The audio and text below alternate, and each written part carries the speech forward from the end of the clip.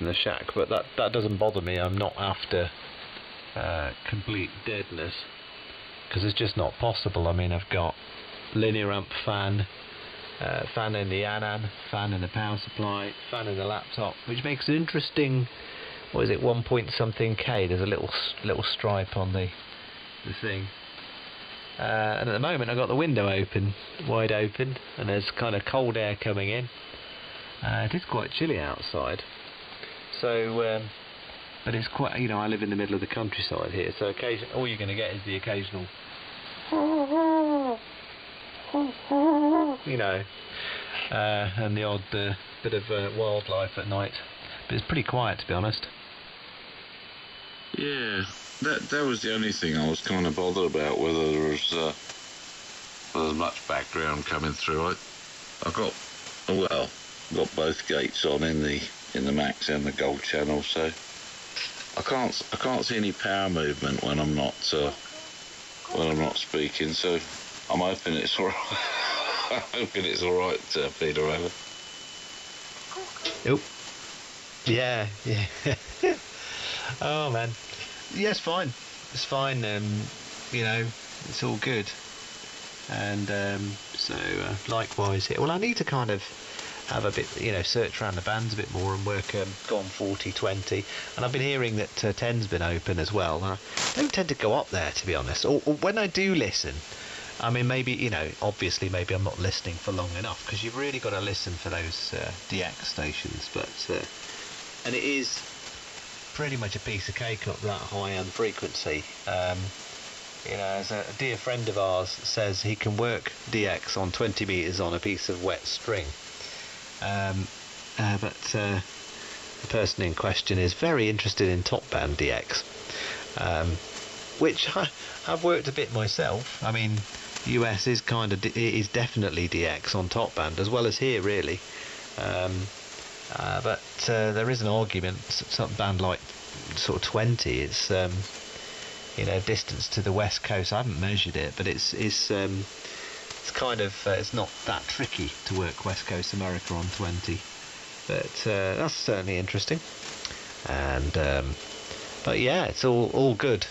And you know, have you obviously, I don't want to talk too much on here if you don't want to about it, but that other little project, you were thinking about the little audio circuit. Any thoughts on that?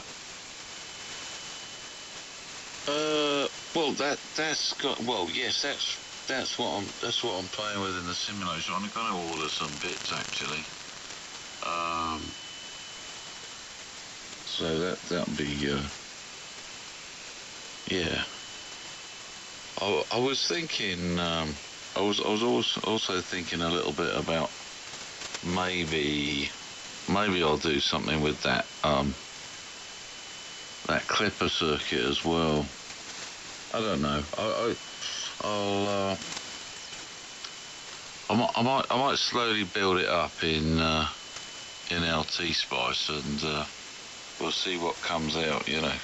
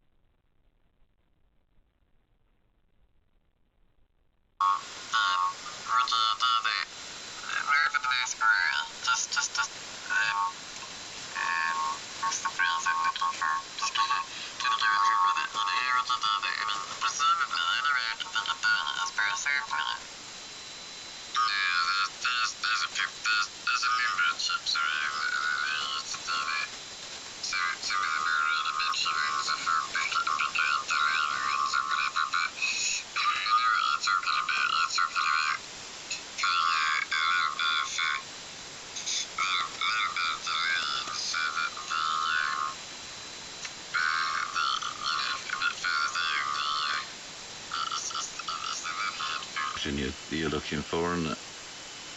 Well, kind of. It's purely. I don't particularly have an. I was just thinking. I was pondering today and thinking. You know, if you're wanting, I'm talking milliseconds here, really, really small. I'm not for an effect as such, and I know what you're referring to. So, something, yeah, just a thought really, because if you wanted to do it, you know, I can't think of the right words, but you know, in an analog way. I mean, I know you can play about with phase and things, but that's not the same thing. You know, if you want to put a delay in of a few milliseconds, you know, and I know there's a whole host of chips and things out there that'll do. Oh, it's incredible what you can get. I mean, you can get a chip now that, well, you can do a whole graphic equalizer, everything if that's what you're after. But you can also get. I'm trying to think now. There's the whole quadrature sampler, isn't there? You can get as a chip.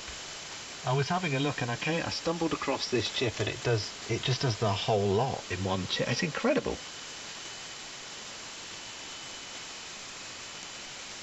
Yeah, hang on, I'm just looking something up here.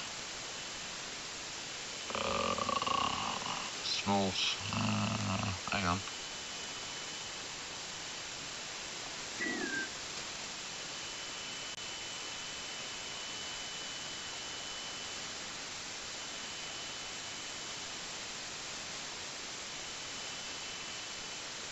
Yeah, but am I right in thinking you're talking about a little bit of look ahead? Well, no, I was just, well, you know how it is. I kind of get what I tend to do is I play about in software first, like what you're doing. I play about in the software first and think, oh, that's interesting. If I add a few milliseconds here, mix that back in on a sidechain, and then I think to myself, is there a way of doing that in an analog? Analog is the wrong word, you know, in a non-sampled way, because the only way I could think of doing it was by, you know, analog to digital converter.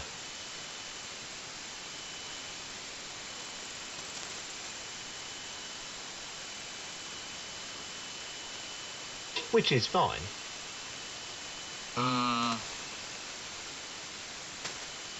But how many milliseconds are you looking for?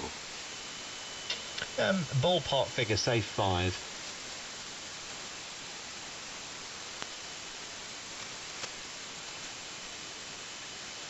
Just trying to think.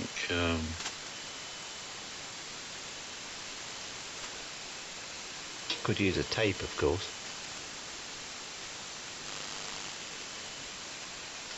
And is that for all frequencies or a reduced group of them? Well, there's no particular design of anything. I was just interested. I just thought about it. But yeah, it would. What would be useful, right, is if you could split a band off, okay, and so it could be a band between X and Y. Hertz or kilohertz, or potentially wider still, because I know for a fact you're probably looking at sampling then, aren't you?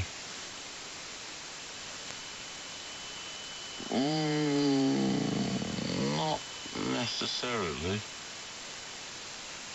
You mean digitize, you know, you don't have to digitize to delay something. So it would. There probably is some clever way of doing it. I tell you what else. I was looking, just kind of surfing around, looking at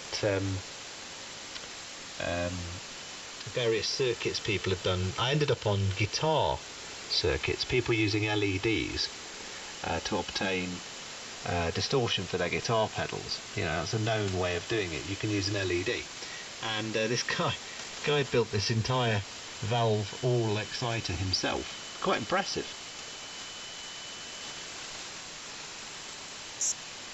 Yeah, but what I'm trying to say is you don't have to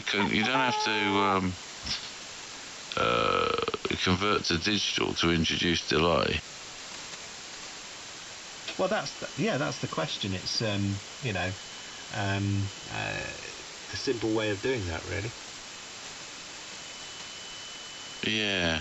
Look up Bucket and Brigade delay line. Bucket and Brigade, look it up.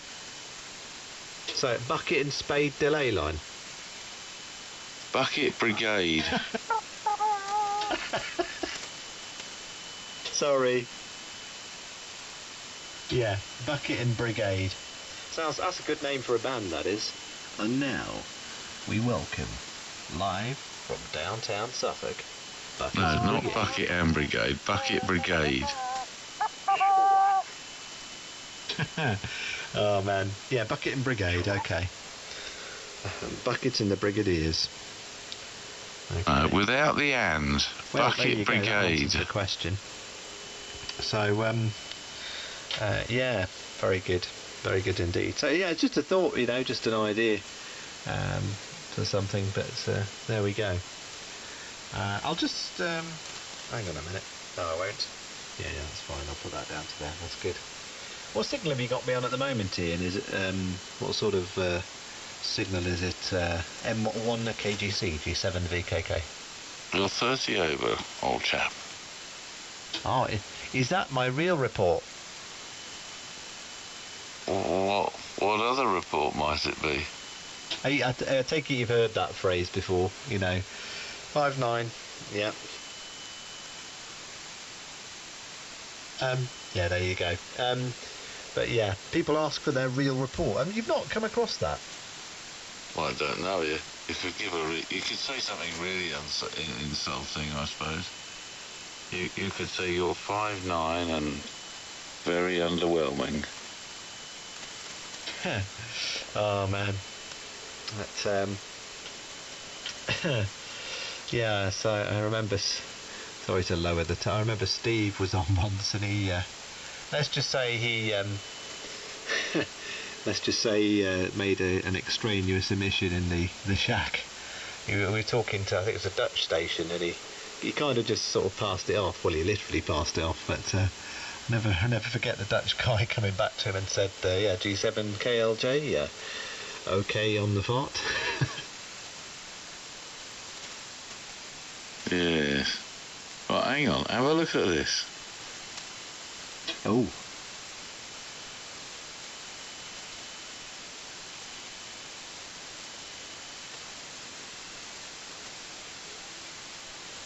Anybody else want to join in the wonderful late night, early morning net G7 VKK listening?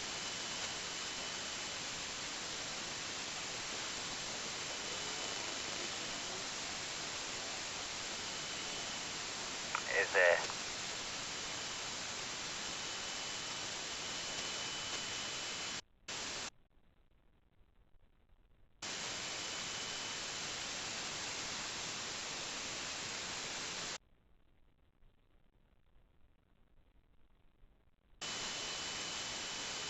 Anyway, have a look at that. I don't know if that's the most up to date way of doing it. There's probably other devices around, but basically it is a clock device, but it doesn't. The way they kind of work is they don't convert it to digital. They kind of like a bunch shifted along on a chain of capacitors to obtain a delay. Obviously the clock rate has to be sufficient that you can't hear that. But anyway, I don't know.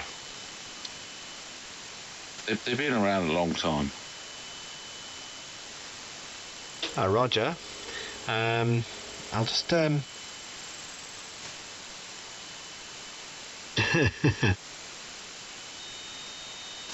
I'll just have a look now at the link. Yeah. Hang on a second. Right. Let's have a look at this link. My chat's going mad here. Right. Oh, good old Wayback Machine. Come on, load ye up. Oh, okay, no problem, mate. I'll let you go and do that.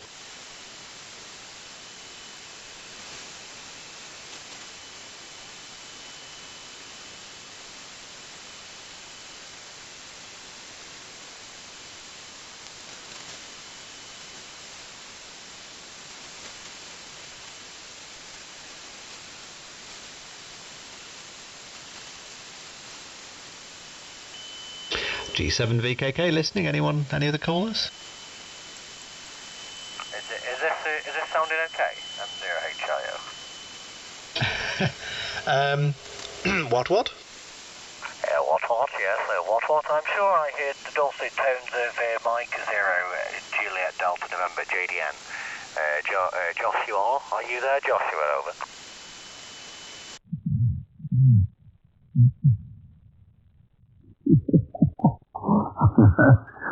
Hang on. Hang on. Hold on.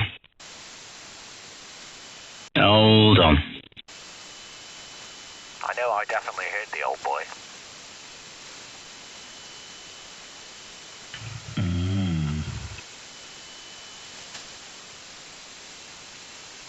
What?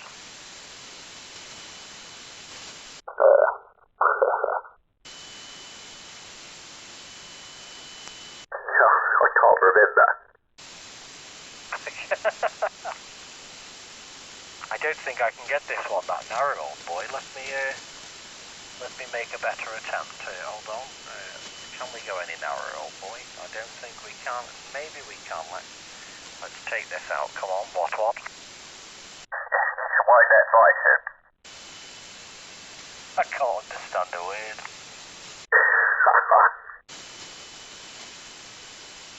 You copy, LB. Oh yes, jolly copy, old boy. Yes, we can hear you. There's something on the wing going. Yes, you got your crisis on the wing.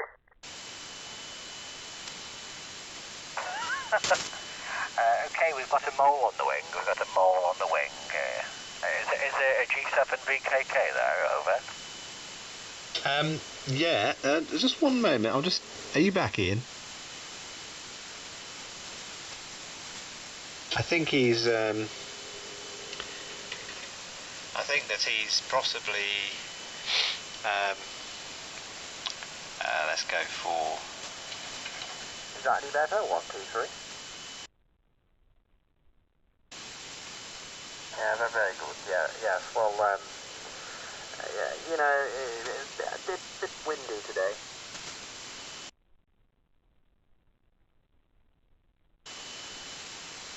Lovely audio, boys. Lovely audio. Very, very top notch. Top shelf of it.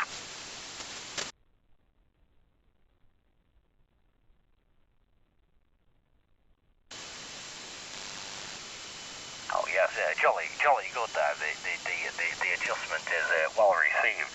Yeah, what do you think, Peter? Over. Yeah, I think that possibly you need to check out your audio, old man. Is the mole back? Come on there, Mr. Kilo Golf Charlie. Over.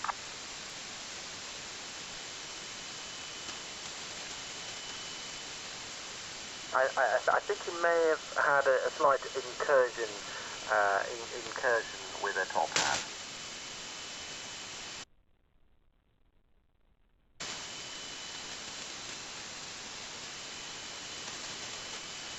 I'm not trying to get this a little narrower. It's a little wide. I'm being a little excessive.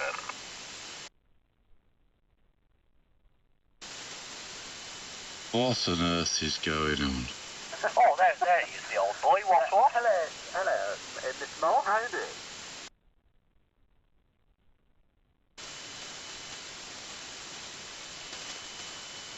Oh, I can't say I've got it. Right. I'm all bottom and no top. Hang on. 1, 2. That's better. There we go. You there, Ian? Yes. Are you there, Josh? Over.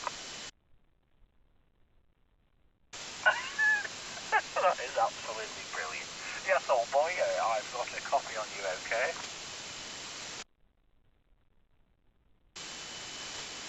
Cracking signal there, straight into the strawberry patch, over.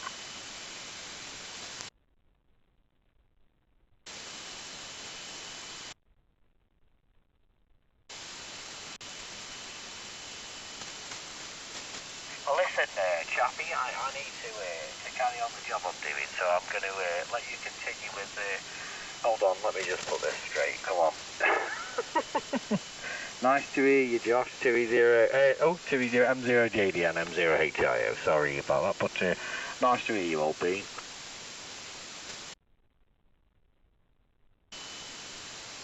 I can't give full fidelity because the rack's in bits at the moment, but I'll be back shortly if everybody's still on with a quick test anyway. Nice to hear you. I'll leave you with Peter and Ian, M0HIO.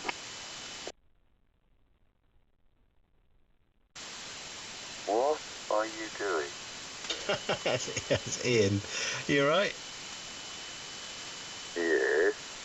It sounds like a patched phone call. Best I've ever heard you. Roger.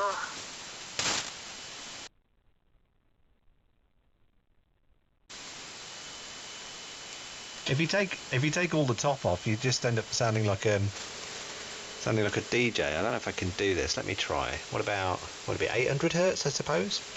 Let's try. I'm your phone. What about the phone? What do you do? It's been awesome. Now it's time for a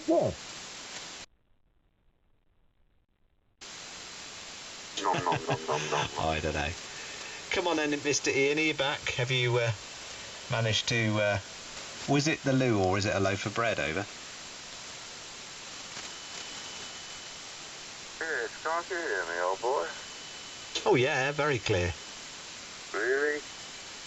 Yeah, it's well, it's clear, but it's not as clear as you were before. Well, how narrow did you fellas go? Yeah, I have a needle stuff.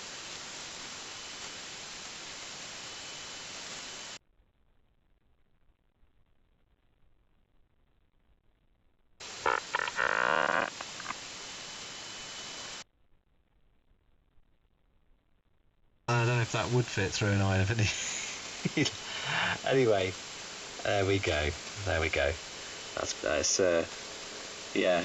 As it gets to a point where very fine range where you can understand somebody, which of course you can, but then beyond that it's just noise, isn't it? Can you still understand me, Not now. You kind of sound.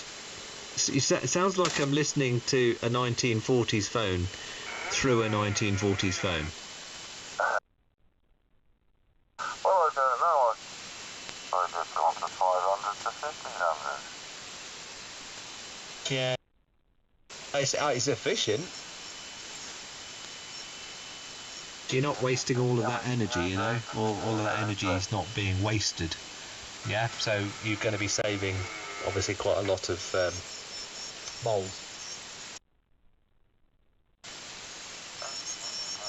Lots of coffee space in there.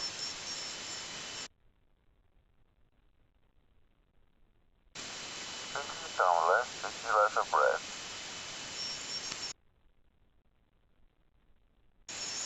Yeah, 5 and 9 also, old boy. 5 and 9 also. I get.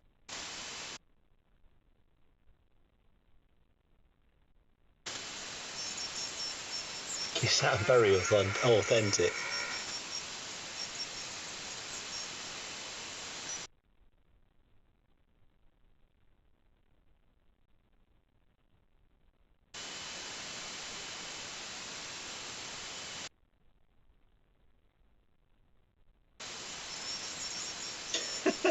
Sponsored by Del Monte. Yes, this is the narrow contest.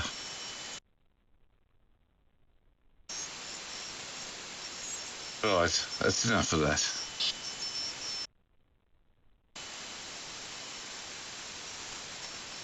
Anyway, so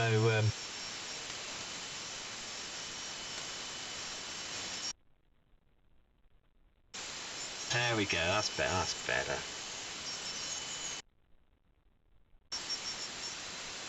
Yeah, it's good. It's good signal, Josh. You're strong.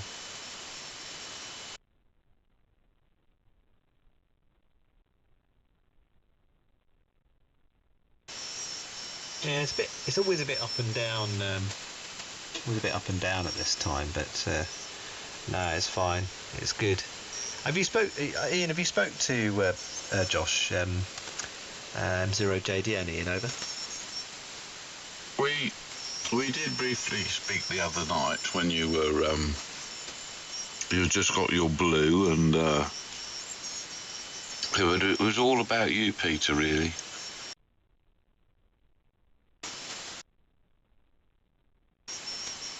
Long ears, I don't know, but that's cool. That's good.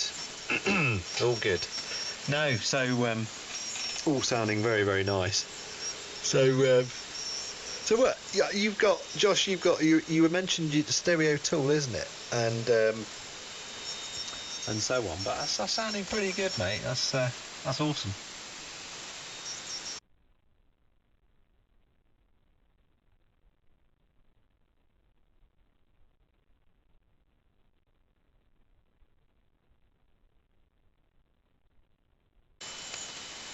Have you managed to get? I'm sure I heard you mention you were having problems with the ASIO drivers.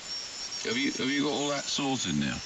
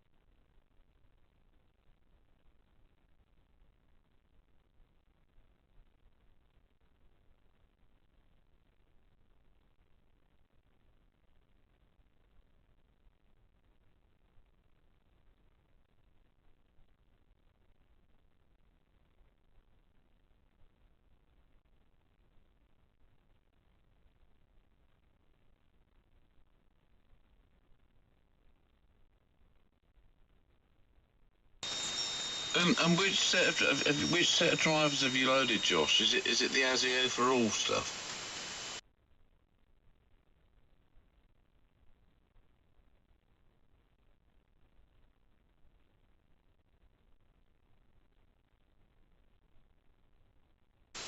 All right, okay. Just about some of that stuff at times.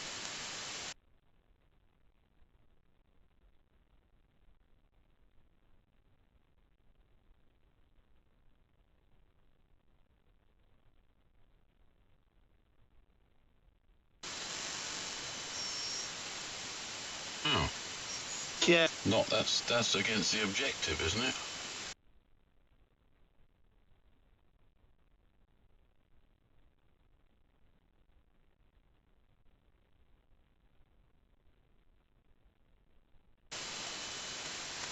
I had a similar thing going on. At one point, Ian and I were chatting about this whole, you get a bit of RF in the headphones sometimes, and I used the VAC just to listen through via the sound card, and I found that I tried all manner of different combinations: voice meter, VB audio, hi-fi audio card, the ASIO bridge. And then obviously you've got to get everything the same in the ANAN, of course, sample rates, etc. And at one point, what I found was the audio would come through really, really clear. Okay, if you got it set in a certain configuration. ASIO for all, yeah, you're right. With the ANAN and stuff, it just ended up. It was the config I was running. I think I was using one of these, VAC bits of software, voice meter or something. Tried the potato, banana, just the light version. Tried the VB audio card, but I found that it was doing this weird thing on Thetis 2.7.0, where it would gradually sort of drift and change, not for no reason. You just have to keep tab of so much. What's the sample rate of the ANAN?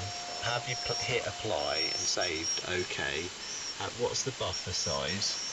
Then voice meter. What's in settings in the Voicemeeter if you're using that. Have you got the sample rate set correctly in that? Then going into Windows, going to check the properties for the sound card, and then checking the sample rate there, and then going into the software for the sound card itself, which hides some. And eventually I just kind of gave up on it. But I can get it to work in a very simple form if I want to do like FT8 or something. That's fine. But otherwise it was a bit confusing.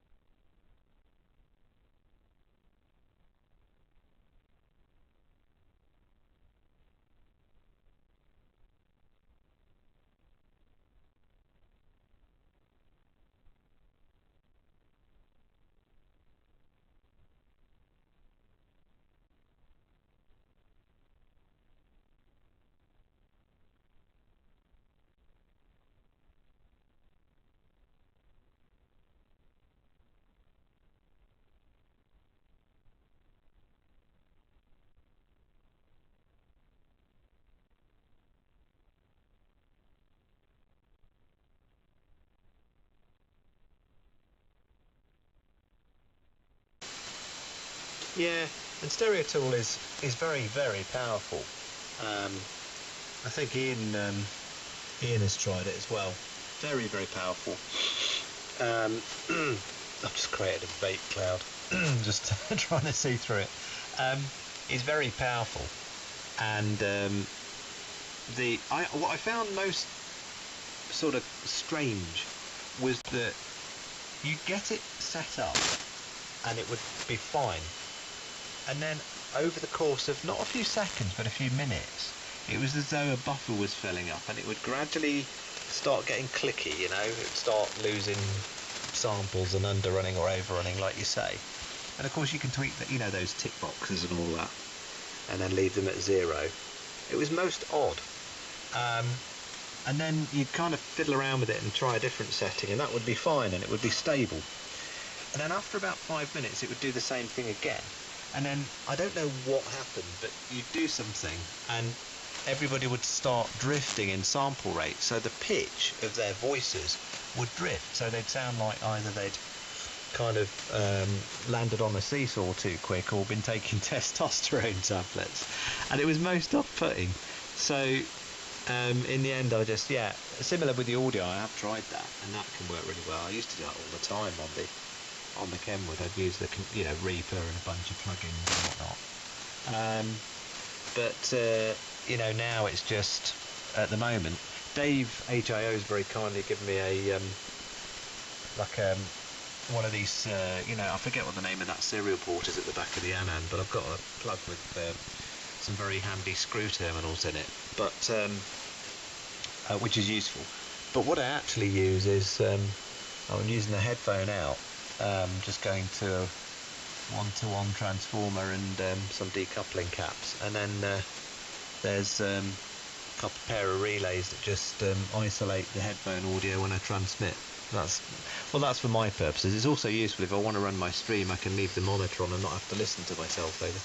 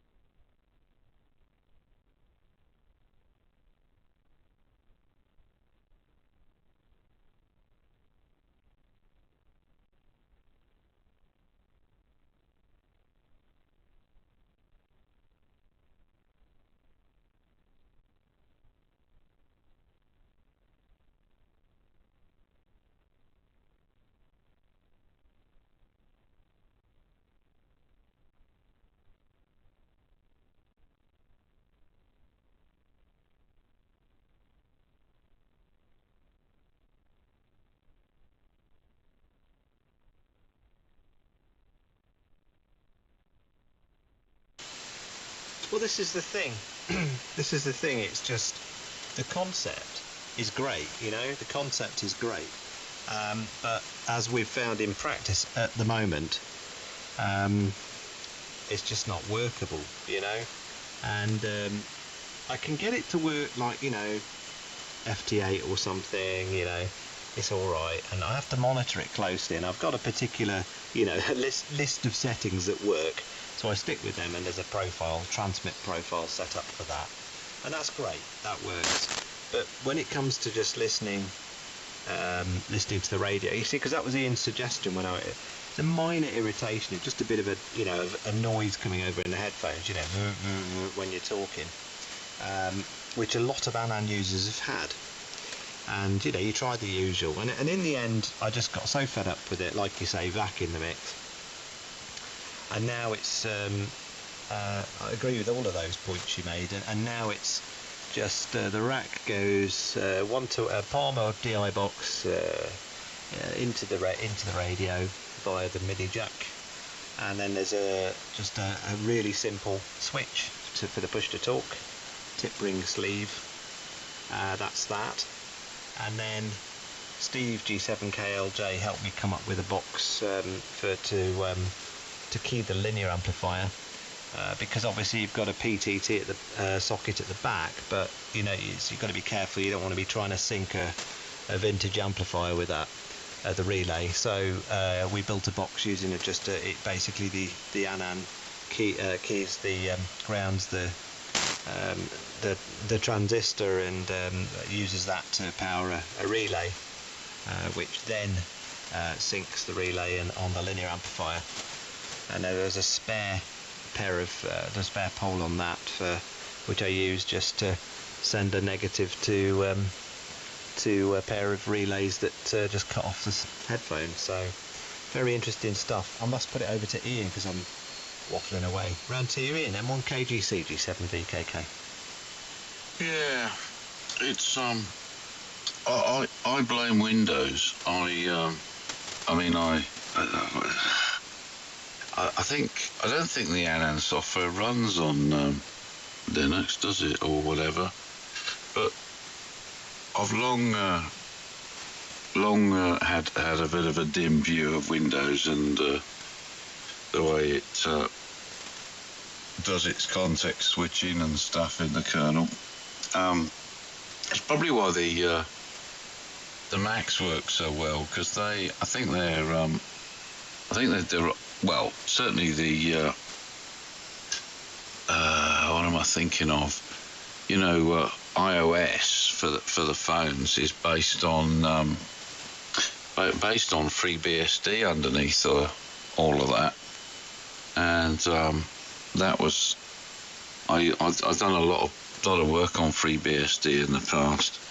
Not having a Mac, I can't be certain of that, but I'm almost certain that's based on FreeBSD, and they've got it's not a real-time kernel, but I think it's a lot closer to it than Microsoft have ever gotten. Anyway, I haven't actually used Stereo Tool in the past. I have played with I don't know if it's related, or I don't think it is, but I played with a plugin quite a number of years. I've still got it around, actually. I dug it out a little while back. And it was a compressor, you know, sort of, I think it was a 5-bander compressor limiter and all this kind of nonsense. And it had been written by some university student, I think, as part of his I don't know, but when I looked at it more recently, it's made it. I think it's now a commercial product that you have to pay for. But I don't think I've ever used it in anger into the radio. But it's I did play with it. I had it out again last year, because that's pre the commercial version. But I don't know. I've never actually played with a Stereo Tool, Josh.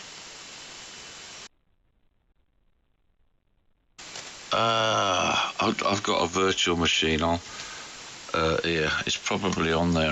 Hang on. What's what we got here? We got. I'll tell you in a minute. Probably. Have I got this virtual? Yeah.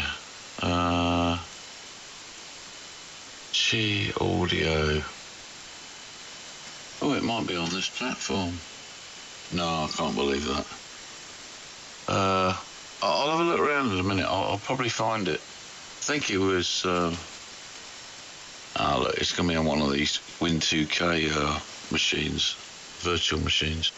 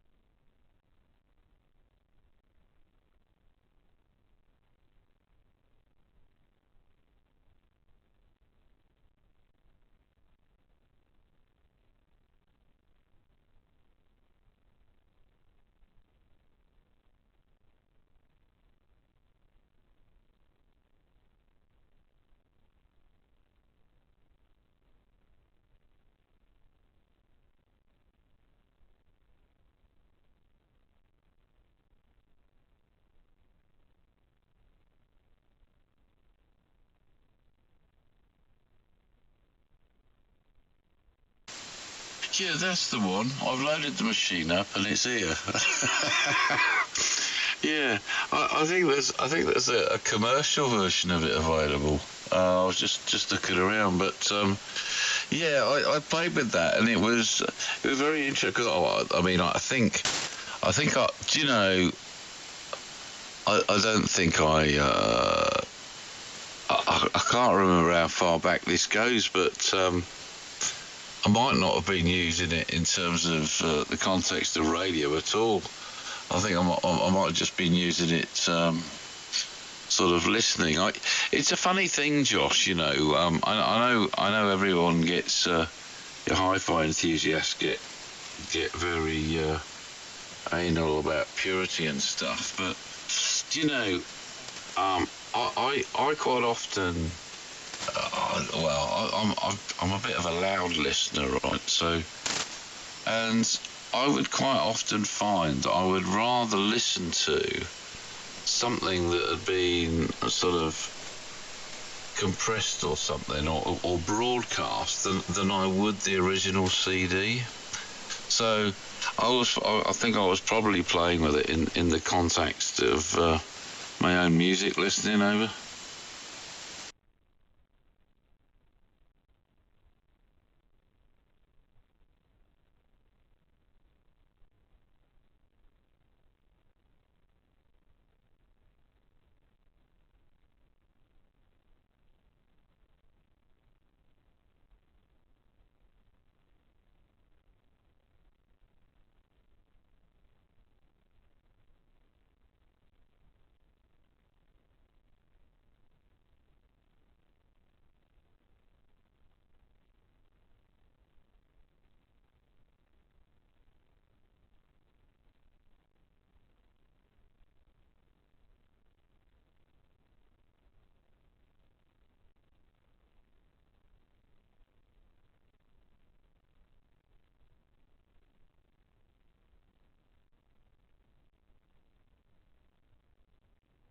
Yeah, ISO and KG.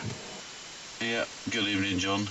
Yeah, no, and you know, I don't think I ever went as far as remaster anything, but you know, it's and you could, you know, you're right. There was quite a long list of like different stations that they aim to emulate, but anyway, I've got. I'm slowly getting there now with the hardware because I've gone down the route of external stuff here and now.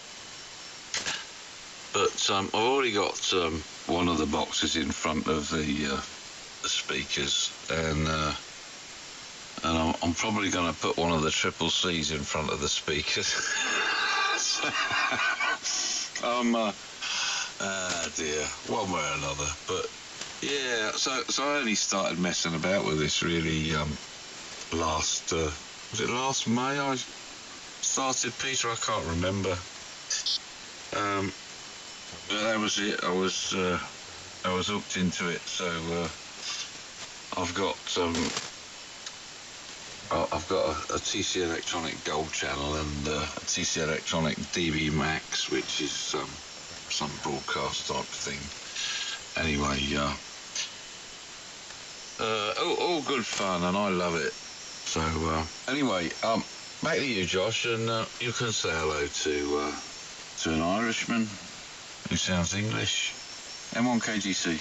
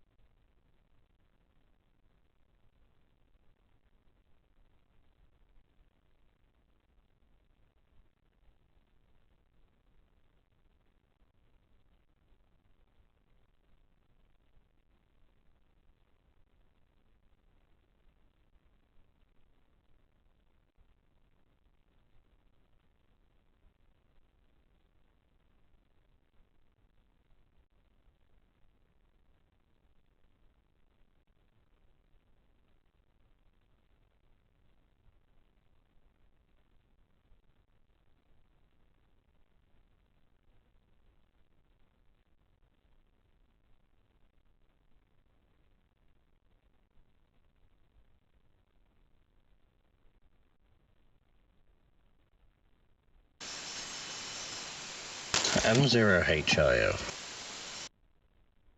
Was that you, Dave? I thought it was a Welsh one as well. No, it wasn't me. I was on USB for a moment just to.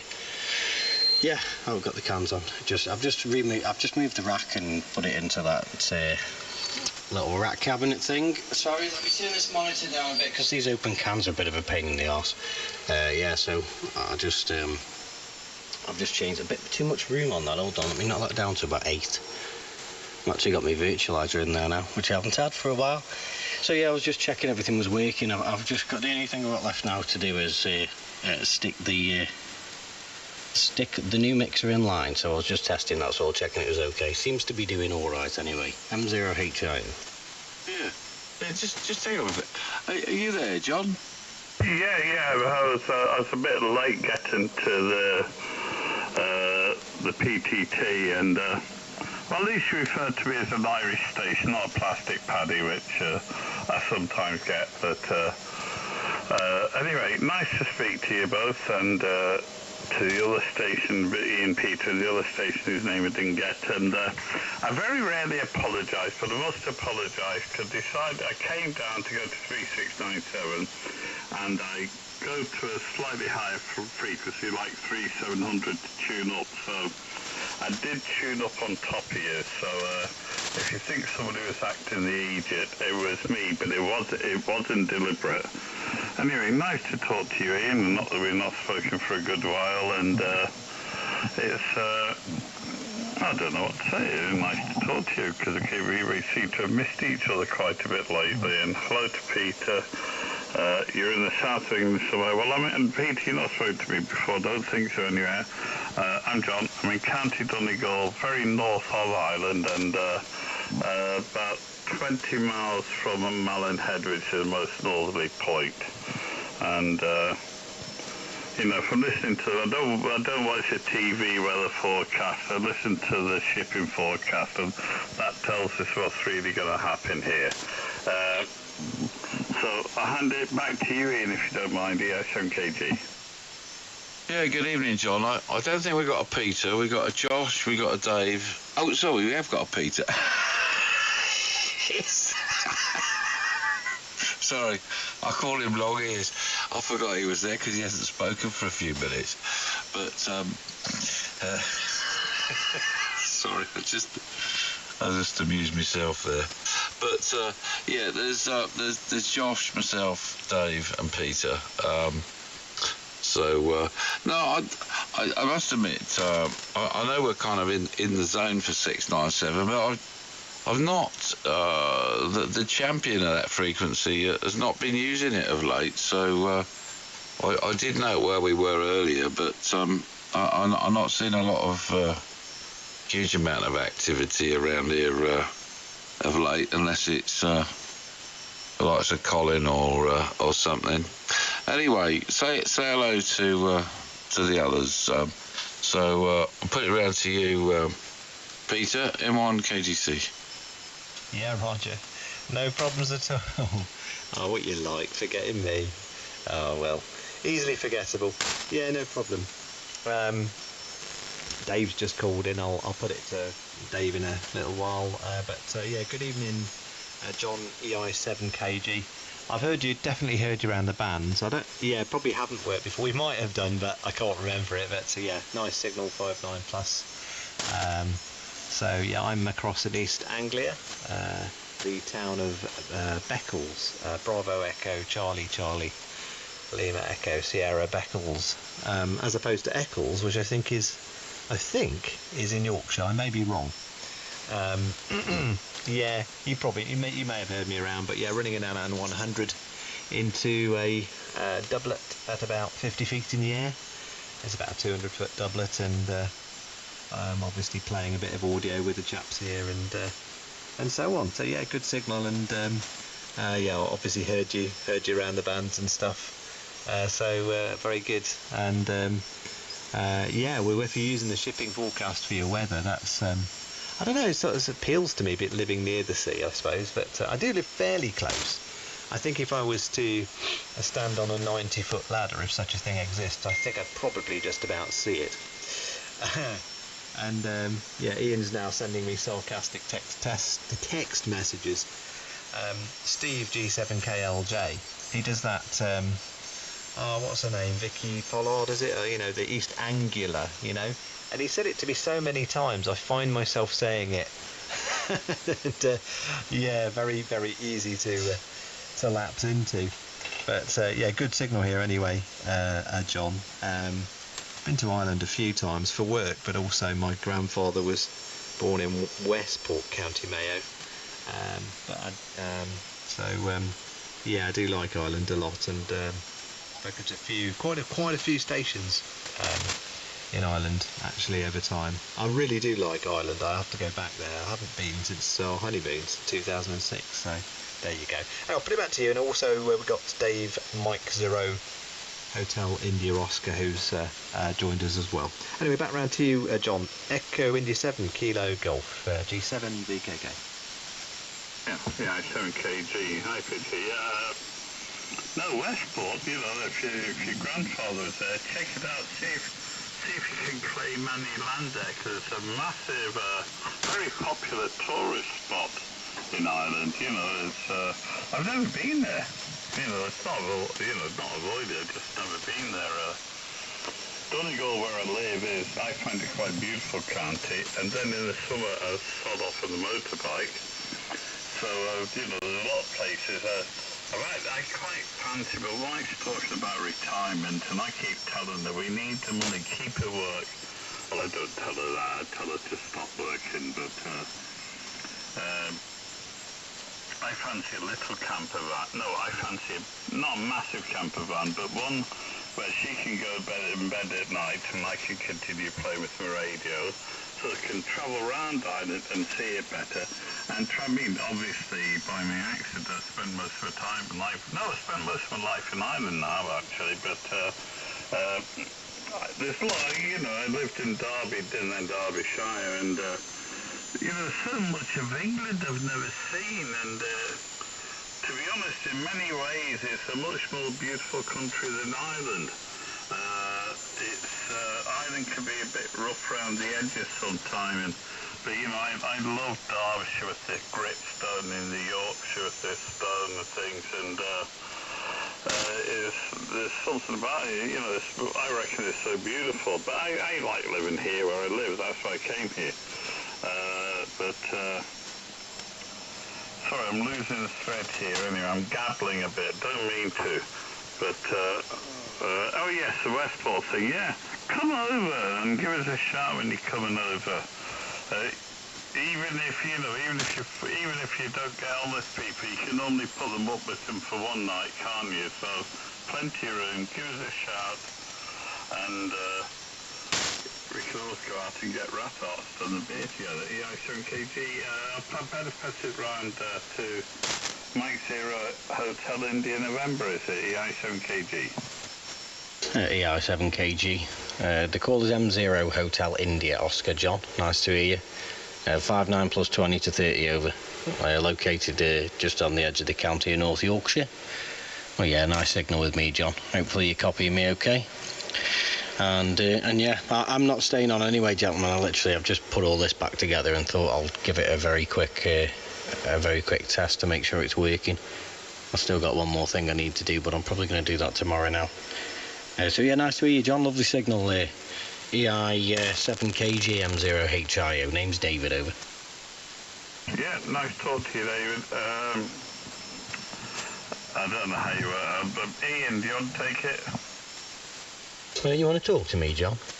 Oh yeah, but I sort of called in, and you know, you sort of all know each other, and be sort of chatting too much. I like North Yorkshire. I'm not quite sure where in North Yorkshire you are, but North Derbyshire, North Yorkshire, I quite like it. Though I don't know how far north it would be. I'm trying to think of Otley, just outside Leeds. How far would that be north? Well, I'm, as you can probably tell from my accent, John, I'm not a native. I can't even get my words out now. I'm not a Yorkshireman. I'm a native Staffordshireman. But you can actually, the village where I live, the actual county border, it just swoops around and picks this village up. But I'm near the town of Selby, in a village called Cawood. But Otley is probably only about I'd say about half an hour, maybe a little bit more than half an hour in the car, John, over. Roger, my wife number one sister, she lives in Otley. That's how I know the name. I wouldn't have even heard of the place otherwise. In Staffordshire, I used to do a bit of rock climbing. No. Quite like, I don't know if would you feel familiar with the Roaches and Hen Cloud? I have been up the Roaches, not for a very long time. I think last time I went up there, I was in school, John. I did a bit of climbing when I was at school. With a few of the lads, we kind of enjoyed it. We did a bit indoors as well, actually. You know, climbing walls and whatnot. But only went up to the Roaches and that a few times. I can't remember much of where I was when I went there. I do remember it, but I just don't remember where it was. But it's nice up there. I've been up there and played radio a few times since I finished school and started to get into this hobby. So yeah, it's a few nice spots up there, John. Yeah, don't mean to target fellas, but I don't know if you remember, there was some, I can't remember what they call them now, there were little kangaroos that they'd been released from a private zoo. I can't remember what you call them. Do you remember? What they released some kangaroos and what? Oh, I know what you mean. I just can't think what they're called. Do you know hey, Muttley? Do you know Muttley? No. I can't Anyway. remember what they called them. They're small kangaroos that were released from some private zoo. Jesus, I should remember.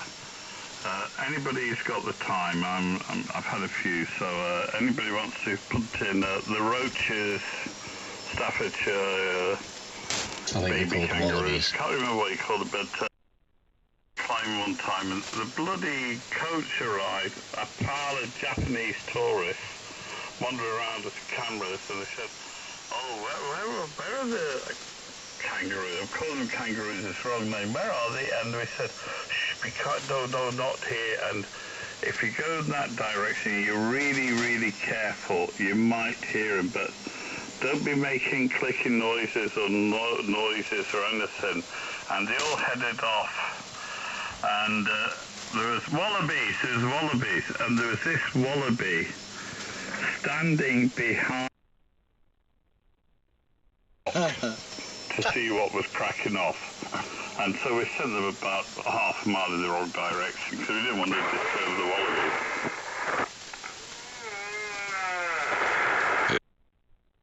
Oh dear, that's a sensitive chair. Yeah, do them? I wonder if them wallabies box themselves around like the kangaroos do. Just a quick one, gentlemen, because I'm gonna clear. Peter, can you? Is everything sounding normal? The levels seem a bit different, but I've moved everything around. I've tweaked a few things with regards to the levels and stuff. But is it all sounding normal? Yeah. Yeah, sounding absolutely super. I'll send you the recording. I've got the recording going, so I'll ping everybody a copy. I've still not pinged last night's recording off, so but I will do, and it's great. You can have a listen for yourself.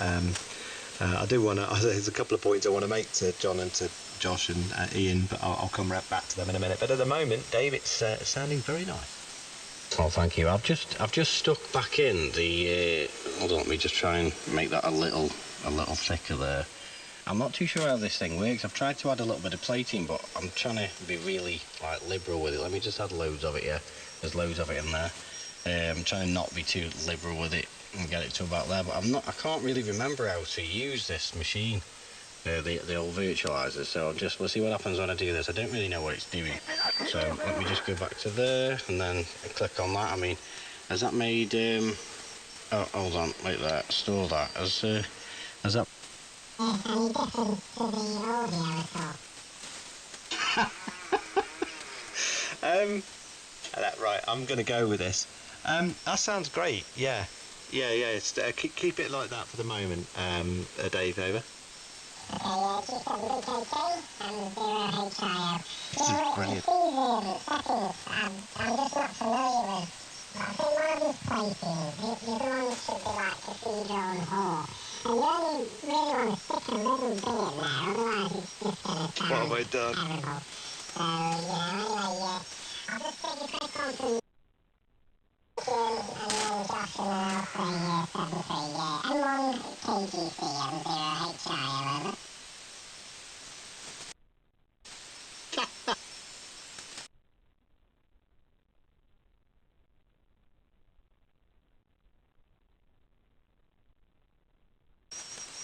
Yeah, you got the plate fully wrapped round your head. I've got. I'm so grateful that I recorded that, because that. I'm just there's tears coming down my face now.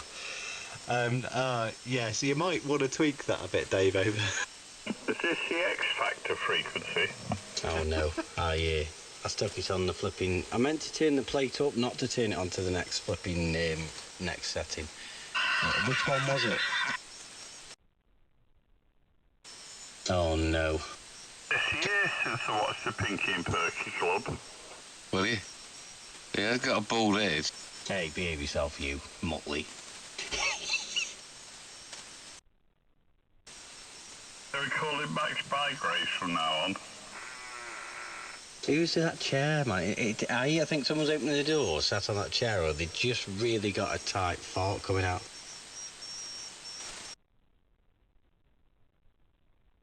That was a priceless moment, but when you the plating was fine, you know. Well, perhaps we'll do that another time, mate. But yeah, just kind of, I just find you need to have a slightly shorter setting for it. But no, it's all good, mate. It's all good, Dave. M0HIO G7VKK. Yeah, cheese Peter. Well, I wasn't sure whether I used to have it set on 6 or 7, so I'll knock it down to 6. Sorry, 6 or 8.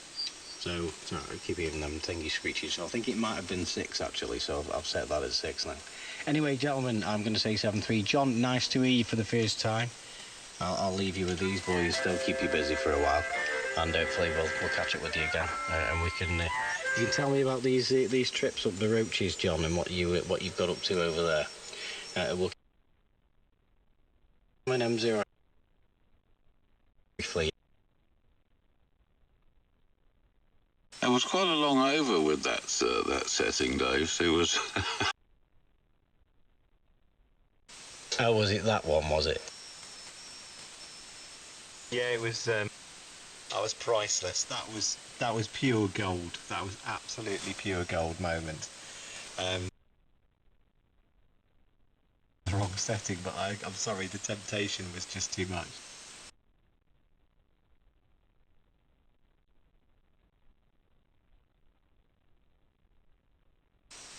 Yeah, I know.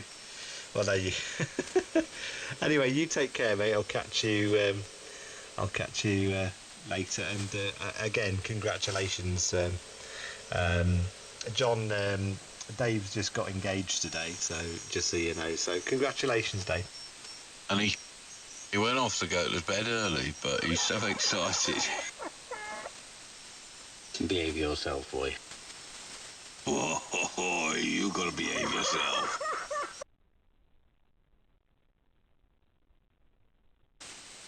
I won't take but a minute. Anyway, good night, gentlemen. 7-3, and I will speak to you soon. M0HIO, we're off and clear.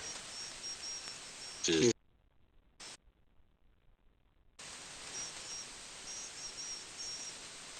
So just a quickie to. Well, I've got a couple of points, but I'll keep it fairly brief. But Josh, you were talking. I've tried Breakaway before. That's pretty good, but just kind of got a bit limited on the old settings there. I think I was looking at the time for something with an EQ on it, but it's kind of impressive what it does. And there's a few stations I've noticed that use it. I say stations, broadcast stations. Some of the lower budget. I think it was the Eastern European broadcast stations on these small licenses who are using it. Stereo Tool's pretty good. Sound Solutions played with that as well. And of course, Steve's got his own software that he produces. I can't say much on here, but I'm sure if you ask him, you may already know he writes his own software for broadcast. So, you know, that's something worth looking at. And I have got a bunch of free plugins that I've accrued over time. Not many, but they're all free. And of course, I've got a paid version of Stereo Tool as well. So, you know, there's not much there, to be honest. You've probably not seen. Can come back to that if you want. John, yeah. Well, I was born in Derby. I was born in Derby. It's not Derbyshire, but the city. You know, Allestree, just north. Used to work at Rolls-Royce Aerospace for a little while in the 90s. I've since knocked down that the establishment I was working at and moved, but certainly that neck of the woods is familiar to me.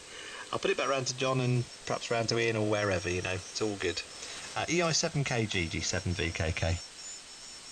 Actually, that's great timing because I actually some of my security light went on, and I've had a problem with the Fox and set up a movement, so I had to go. So I've been gone for a couple of minutes, but I just heard you saying that I didn't mean to just disappear, but I had to move out quickly.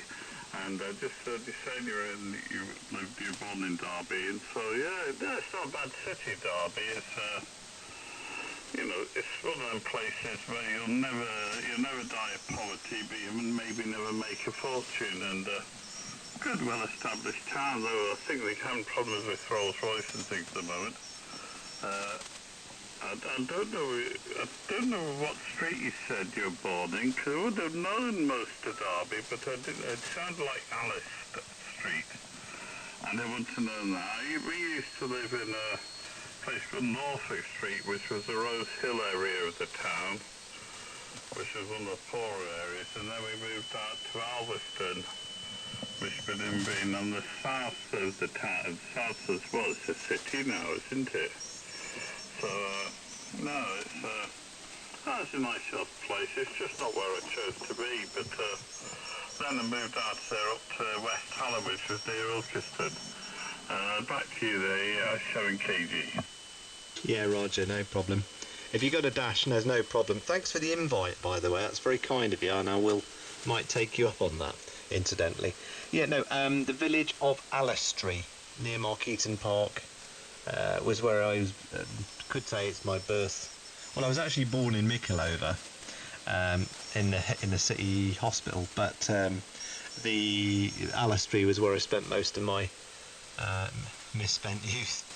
And yeah, I share your comments about Derby there, and yeah, it's on Top Band actually. I spoke to a couple of people about Derby and stuff, reminiscing. Of course, quite a lot of the chaps on 42 were from that neck of the woods. So yeah, Alistry, Carsington Crescent, the street. So haven't been back for quite some time. But you know, my career's taken me on a kind of a bit of a funny old path. I started off at Rolls-Royce Aerospace, computer programming, engine blades. Of course, I know West Hallam and Ilkeston because my dad worked there. He was in the bank, and then ended up going to university, did a music degree, played the classical pipe organ. I used to play at St Mary's Church in Derby, a few times at Derby Cathedral, and a few places further afield. Then moved to Suffolk. My wife, concert harpist, met her at Birmingham, Royal Birmingham Conservatoire. Spent 5 years in Birmingham. Went off to live in East Anglia, taught for 13 years, then got my pilot's licence, changed careers, and now work as an airworthiness surveyor, inspecting airliners and stuff. So all over the place really. So there you go. I'll just swing it around to Ian because Ian's not said very much. M1KGC G7VKK.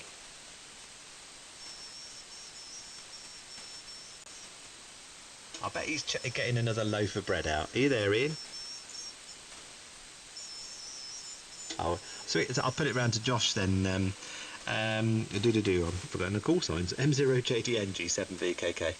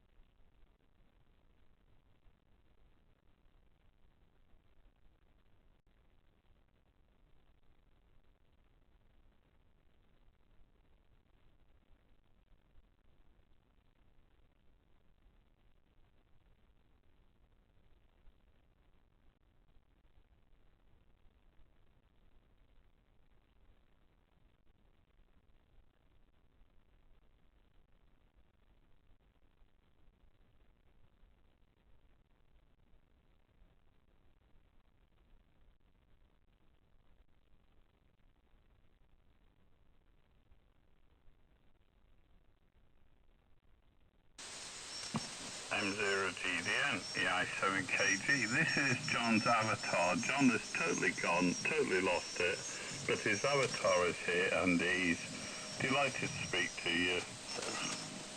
That's Avatar. I don't think any of us had ever heard of it till that film, I can't remember what it's called now, and my niece's husband waxed lyrical about it, and he'd been to see it 6 times. It wasn't a bad film, but God's sake, you know, if I was going to watch something 6 times, I'd have preferred it to be pornographic. But anyway, nice talking to you, Josh. Back to you, I7KG.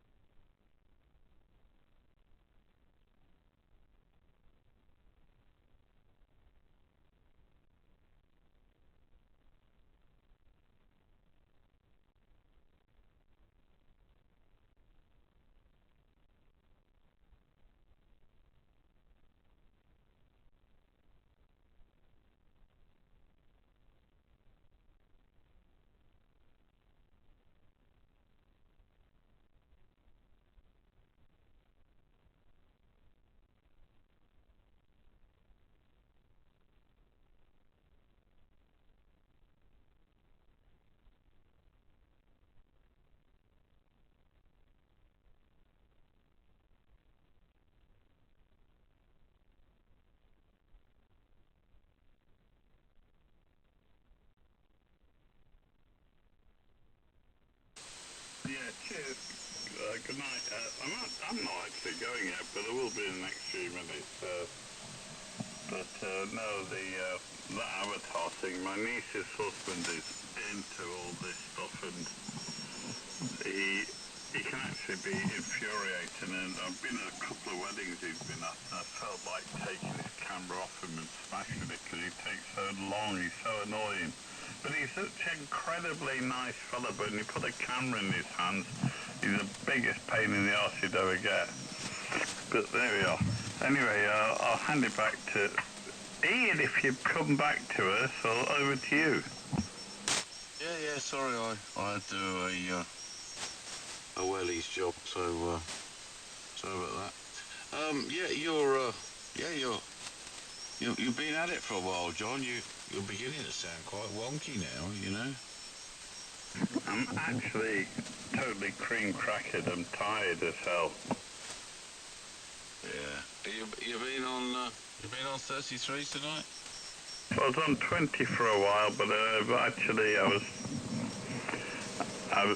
done about 300 or 400 miles in the car today, and I should have probably gone to bed early, but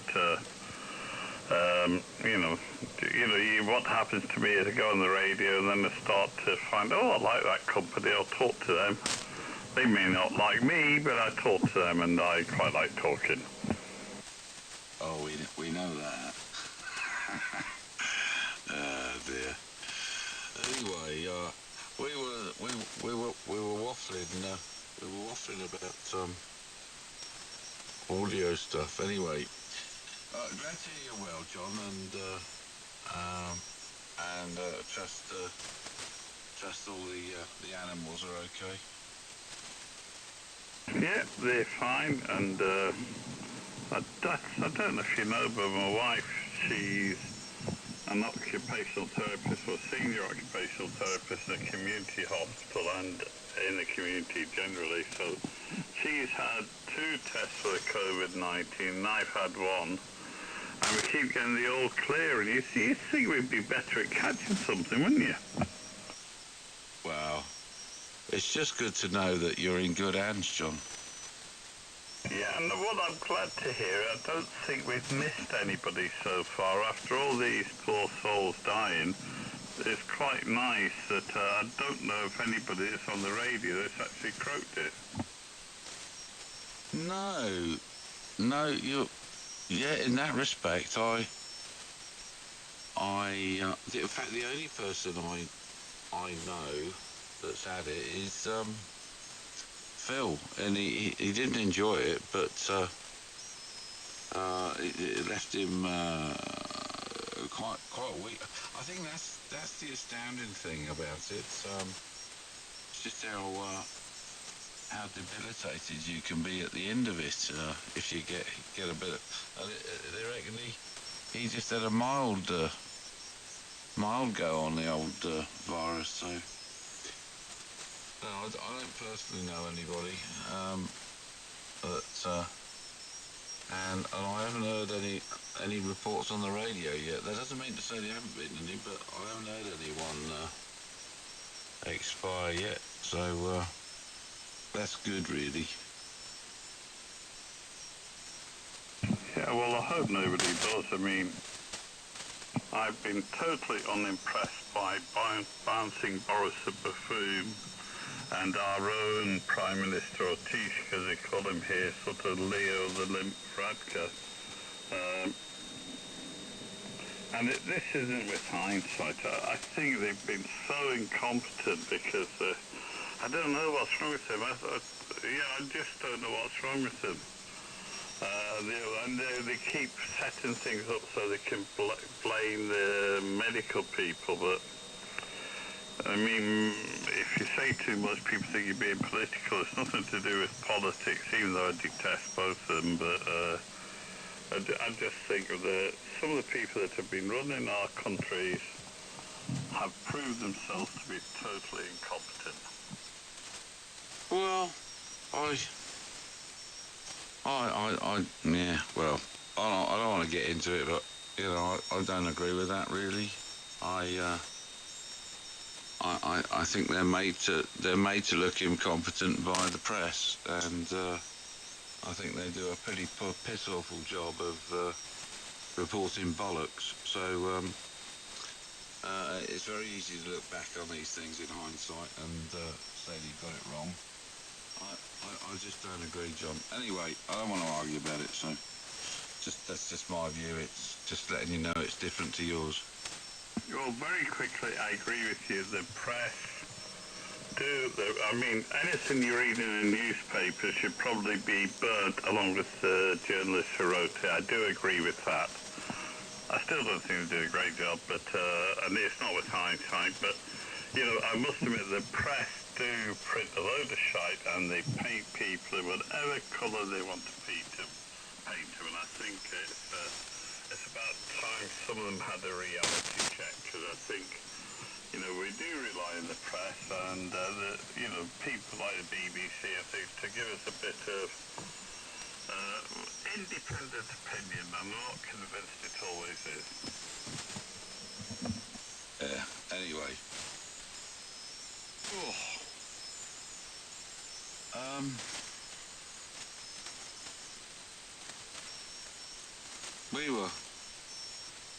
We were talking about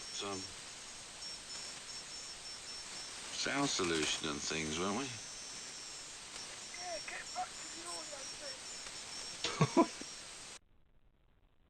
thing. Yeah, the old audio stuff and whatnot, but yeah, amazing what you can do. It is, but I've got a whole bunch of notes here. I don't know where I am now, but I think what I'm going to do is just turn the page over and start again. But oh, I don't know. But no, it's good. It's good fun. I was just chatting actually, and just saying, you know, so much you can do on the radio. It's you know, people. I don't know how you chaps feel, but like when people ask you or talk to you about going on the radio and stuff, and some people just don't get it. You know, I remember people going, you know, why don't you just talk on the internet or so on, and they completely sort of miss the point. You know, it's such an amazing hobby, and there was a point a couple of years ago I was wondering whether, you know, this they bought out this it's called the Hack RF or something. It's like a kit thing, and you can use it as a transmitter. It's meant for people who are sort of experimenting and different projects and stuff. Obviously it could fall into the wrong hands, but I did wonder whether there'd be a kind of wave of, you know, people into gadgets and stuff, whether we'd get people taking, you know, doing the license and everything.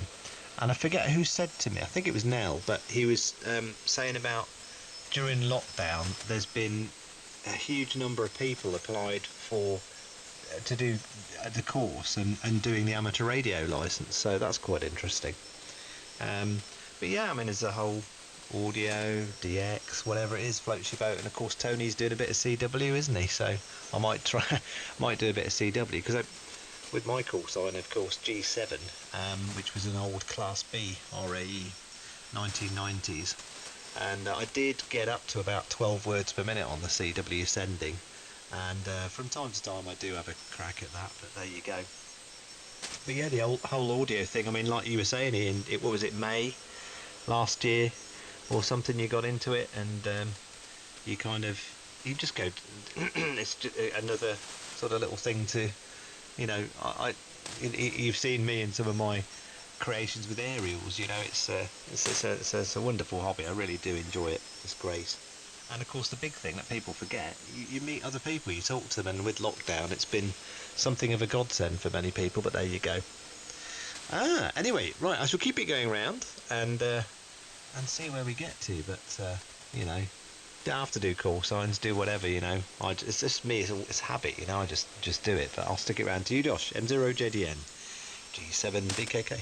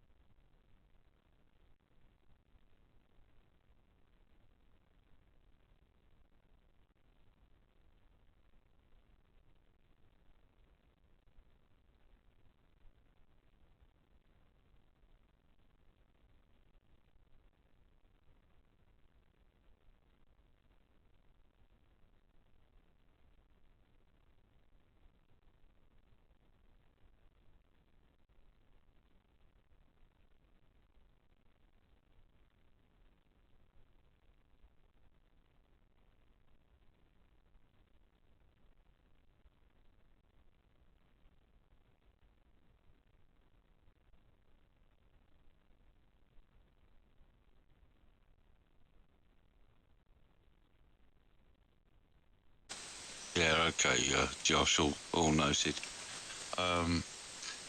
Interesting. I think was it you? I can't remember if it was you or Peter made a comment about surprised there hasn't been more. I don't know. What was the inference that you might get people coming on? Or, I don't know. Or I don't know. I think it's interesting, really, isn't it? I think the newcomers find it a bit of a struggle, and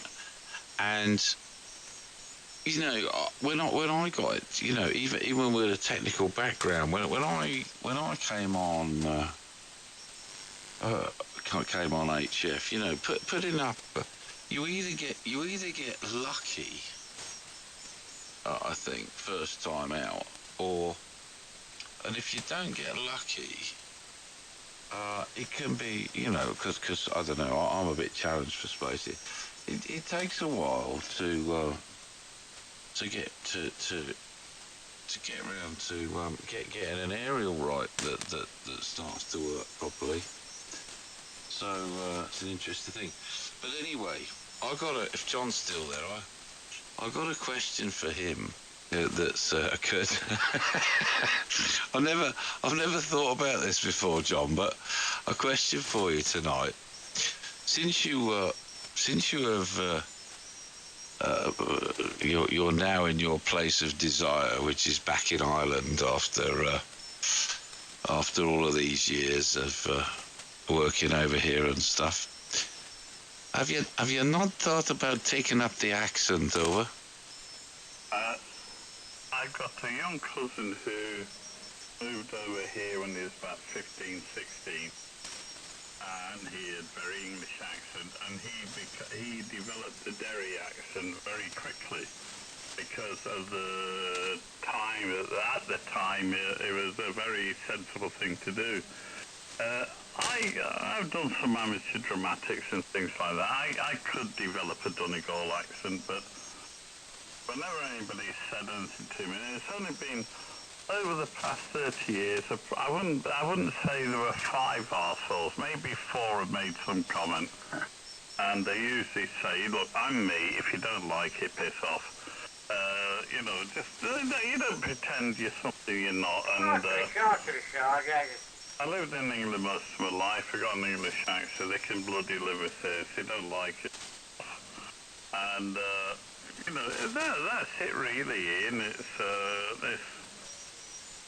you know, it's as much as anything else.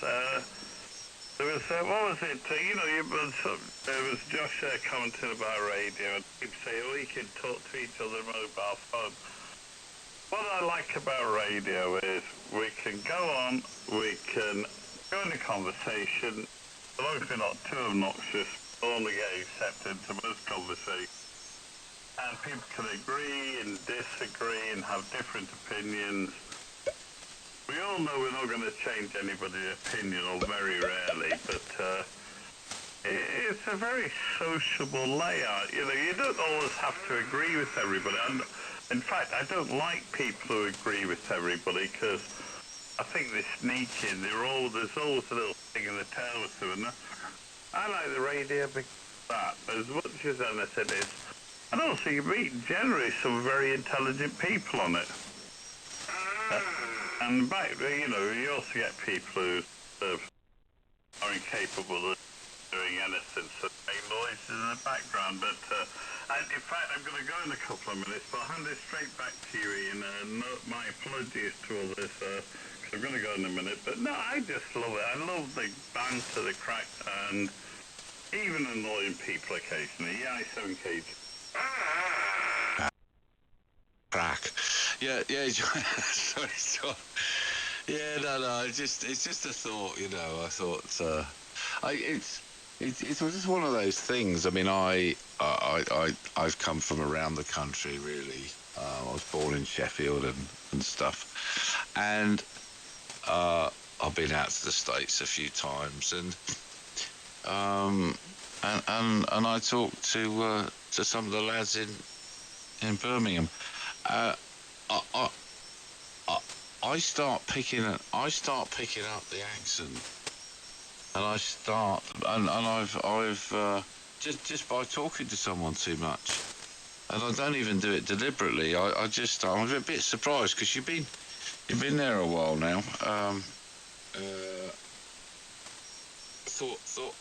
thought I'd hear a little bit of it, but I never hear it on you, John. I think if I was living over there, you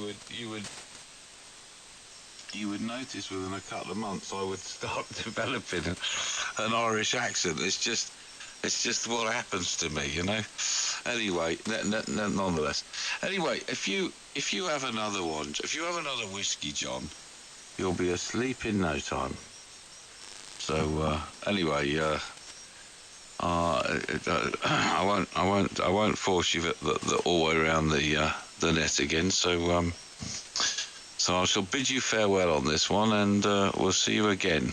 M1 KGC. Just jumping in very quickly, yeah, good night Ian, good night all. I've actually enjoyed this net. It's a friendly net, and it's nice to have it. Too much antagonism in some places. Not always, but sometimes too much. But look, 7-3's all, hopefully catch you all again, and sorry to rush off, but I got to get up sometime in the next few hours. Anyway, EI7KG, good night. Cheers, John. Yeah, cheers. It's lovely to hear you, John, and I quite agree. I quite agree with what you were saying there. It's a good laugh, and it's like in some respects, coming on the radio, started off as a teenager. It is character building. You know, you really do get to meet a wide range of people, deal with the difficult people, and engage with the friendly people. It's you know, and so on. But you take care anyway, and hope you get some sleep and everything for whatever you got to do tomorrow. Been a pleasure, and would love to chat to you again, John. You take care. EI7KG G7VKK. Bye for now. Bye, good night.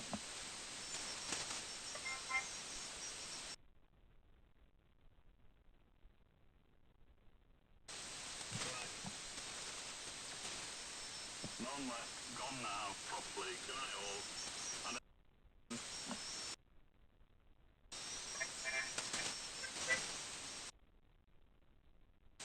It's just joshing. Yeah, seriously, I am turning off now. Good night all. Goodbye. Cheers.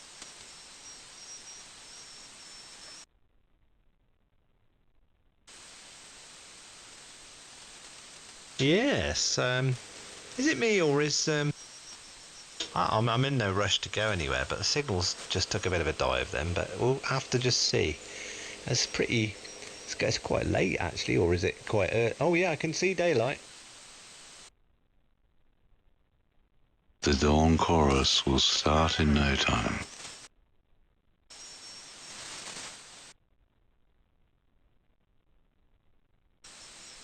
Hello. I tell you what, if I can actually fire it up if I open the window and play, I know this is quite sad, but I have done it a couple of times. If I play a Blackbird recording, just a few seconds, normally starts it off. You don't want to play a Blackbird. You don't want to play a Blackbird.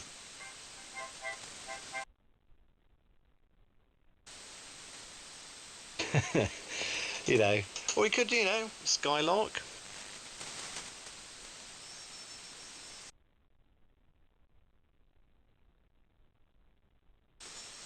I was desperately trying to check.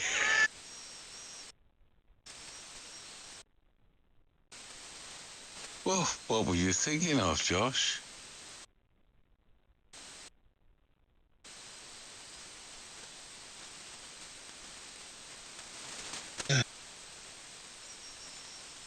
So, Mr. Ian, yes, Mr. Ian, you've been eating, Ian, haven't you? I've been what? You have been eating. Well, not really. I had a packet of crisps. That's what I've had. I don't. You said you'd gone to loo, and then you came back. Well, I suppose on the way back you might have. You know, any food in this house is gone within. You know, it's just gone. You know, we rarely. I can't remember if we've ever had food go off in this house. It just gets eaten. Well, I don't like to announce it. I mean, the bathroom is only a few steps away, so I hear everything. But you know, I'm tipping in the amber nectar in one end, and it has to come out the other. I was talking about food. Well, it's a good job you ain't got the Vox on, otherwise it would be a kind of Naked Gun rerun, wouldn't it? Yes. The funny thing is, though, I mean, I've, you know, there's this story, Josh, I told Ian. I got a call, somebody wanted me to play the organ at a funeral, and basically there was a punch-up at a funeral, okay, and they knocked the coffin over, right? It's not a joke, right?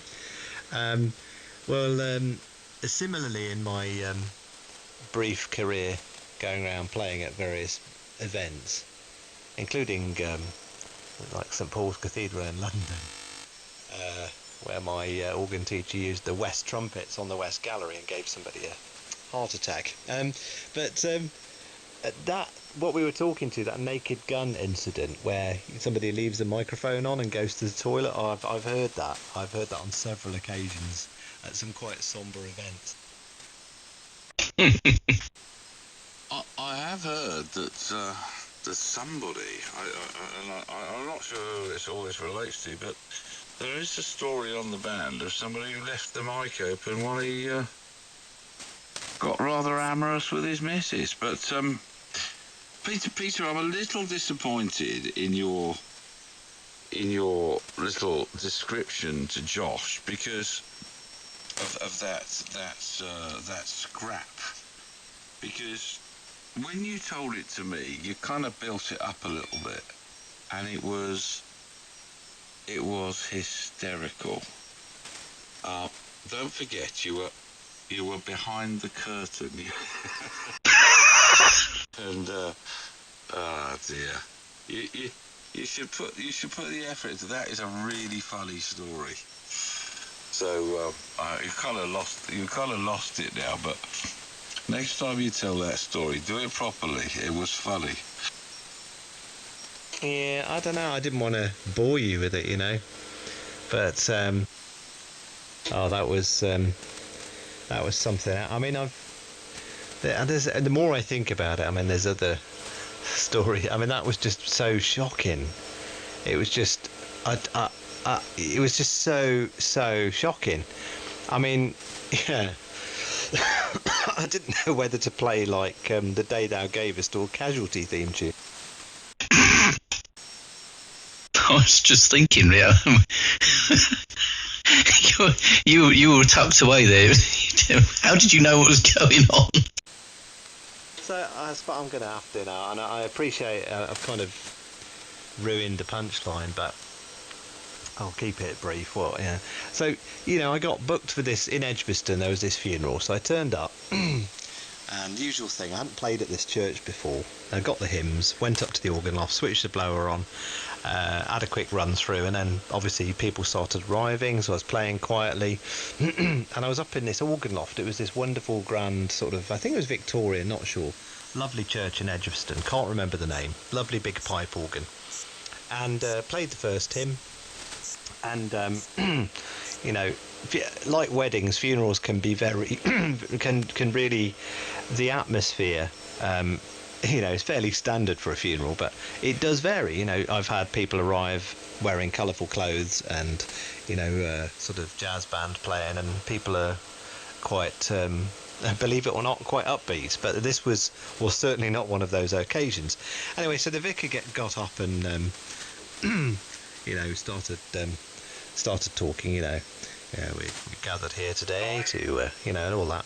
And anyway, part way through his sermon, I just heard this noise, and I was sat up in the gallery quite high at the front, and there was a curtain, and there's a little gap in the curtain. Sometimes you have a CCTV or a mirror so you can see what's going on, and there was this this noise. I'm going to just demonstrate. It was like this, you know, and it was a fight. It was a punch-up, and basically the families had started kind of kicking 10 bells out of each other, and it all kind of stopped, right? And I thought, and I was just aghast. I thought, what? And the vicar kind of paused, and people were crying, and it was really terrible. Anyway, so the vicar then sort of coughed and carried on with this sermon, and it started again, right? It started again. Oh, you, boop, boop, you know, all that, and it turned into kind of a bit of a tussle in the aisle, and the coffin got knocked over. Okay, and and at that point, the atmosphere, you could have cut the atmosphere with a knife. Probably, I think, the most awful thing I've ever witnessed. Now, thankfully, the lid didn't come off, and I think it was a few members of family, undertakers came and put it back up on the little stand thing it was on. And the vicar said, you know, you've obviously got a few issues you need to sort out. We'll close the service. And of course, it left me with this decision: do I play the final hymn or sort of go, you know? Yeah, I did actually think he might have, or the person had fallen out of the coffin. Actually, that's what was going through my head.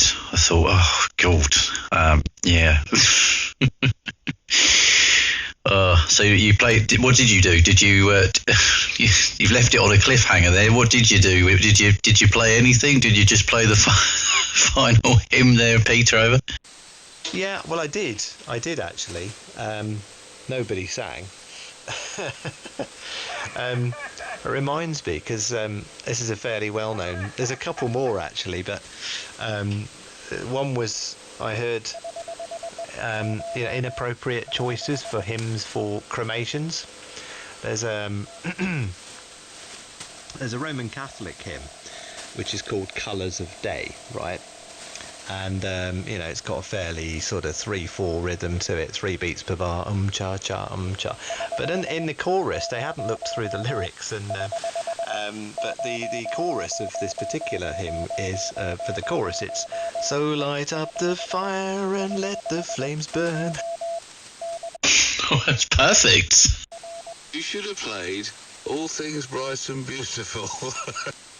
Yeah, well, that's the thing. And the other one I heard, there was this dear old lady who used to, I would play some of the services, and this dear old lady Margaret would play, and she was asked to play for a wedding, and they wanted the theme from you know, the film, the movie, Robin Hood. Bryan Adams does a kind of theme, and my wife plays the harp for concert engagements and stuff, and you know, and she gets all sorts of weird requests on the harp, you know, can you do any Coldplay, love, you know. But anyway, so but apparently, rather than getting Bryan Adams, they got Robin Hood riding through the glen.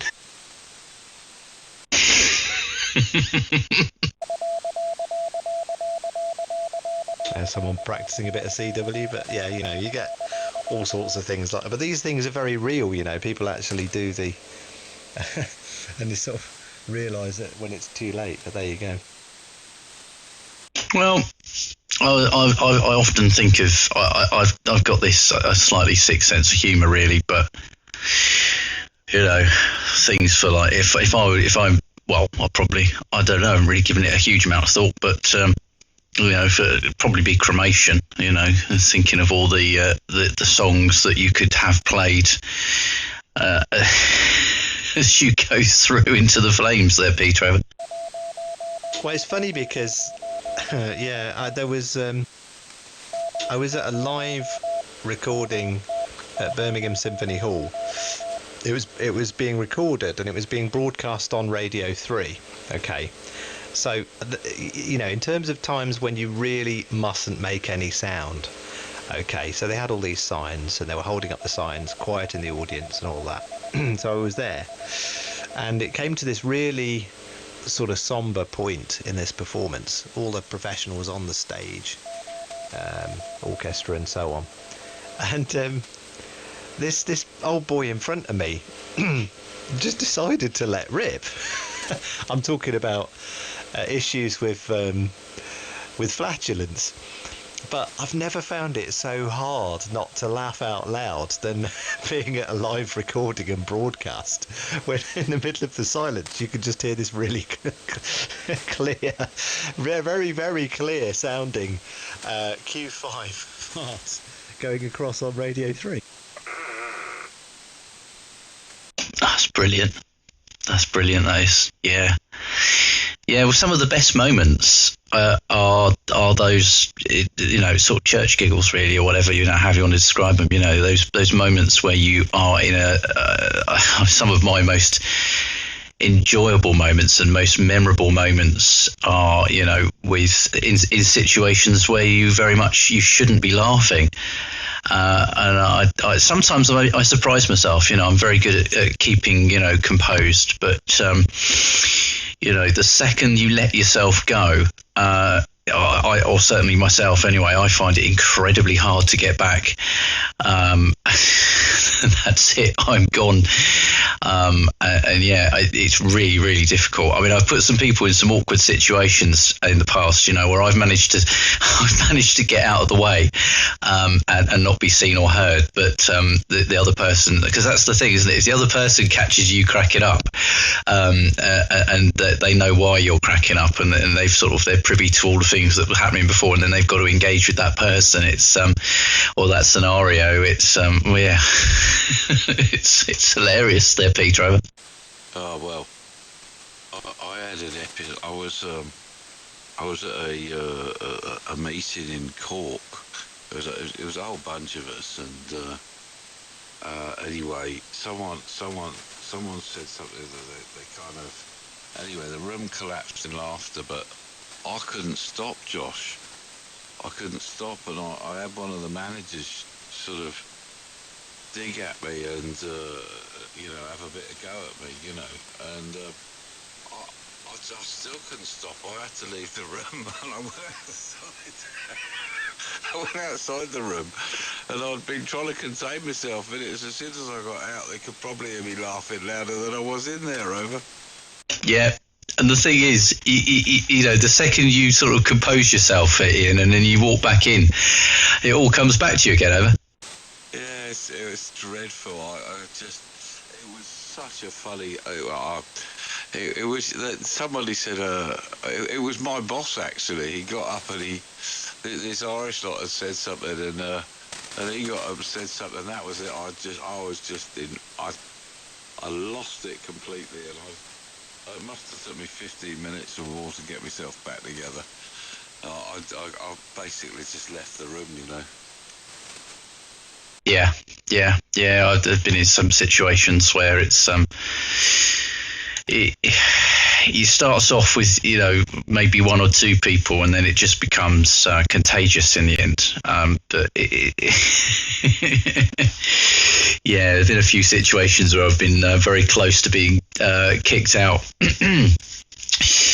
or some very serious meetings, and somebody uses a term of phrase that might be misconstrued, shall we say, and yeah. I always find it with people who just seem to come out with these expressions. I mean, I'm terrible. I'm absolutely terrible. But I know the second I've said it, the second I've said something that I know is not correct, I'm just in hysterics, or I'm apologising profusely. But some people just don't realise they've done it. They don't realise they've said what they've said, and you're looking at everyone. Everyone's very serious, and everyone's looking around the room the same as you are, and trying to sort of see whether anyone's going to break. I don't know. I love moments like that, there, Ian. Yeah. Well, we had a cracker last week, didn't we? The wet burger. Yeah. I've been hearing this phrase, and I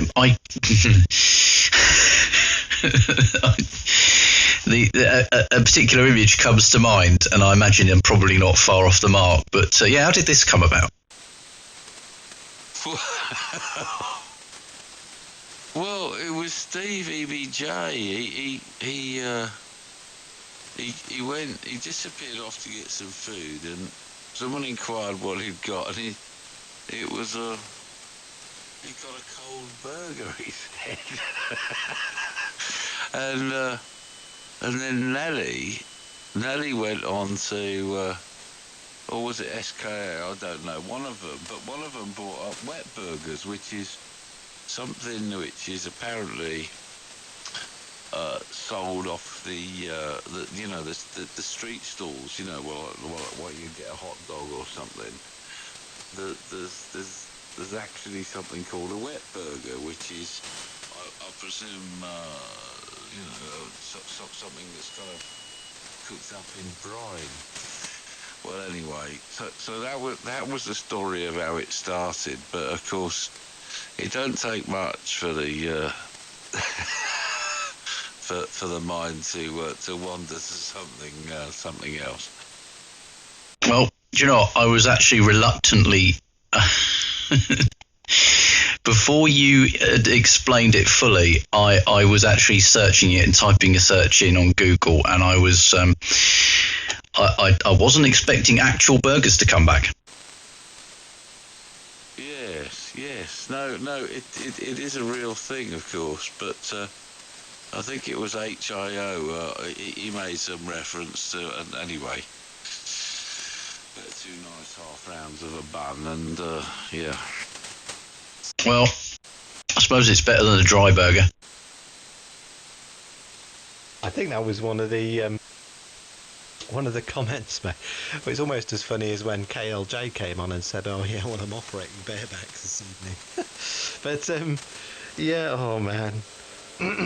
I remember when I first started teaching, and of course, it's kind of critically important at times not to smile, but you know, that's what you're taught. And my grandmother said to me, "Familiarity breeds contempt," and she didn't say it sternly and seriously. We were just chatting on the phone.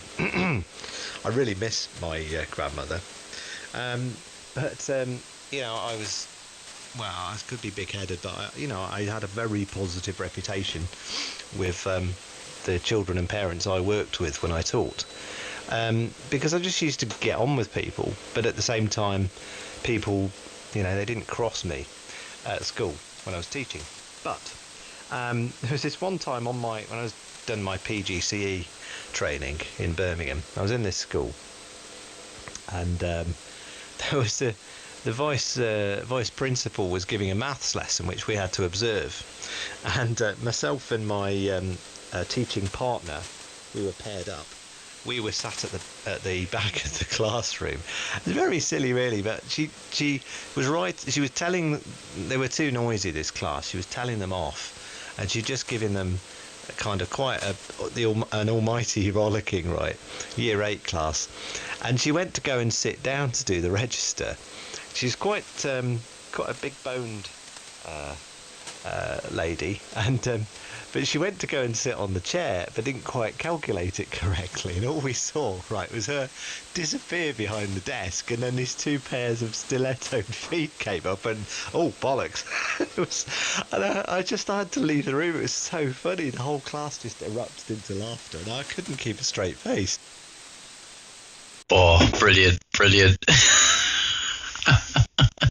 I wonder how she downplayed that and got over that one. It was it was so like something you'd see in a circus, and that's what made it funny. And the funniest part was seeing this pair of feet come up.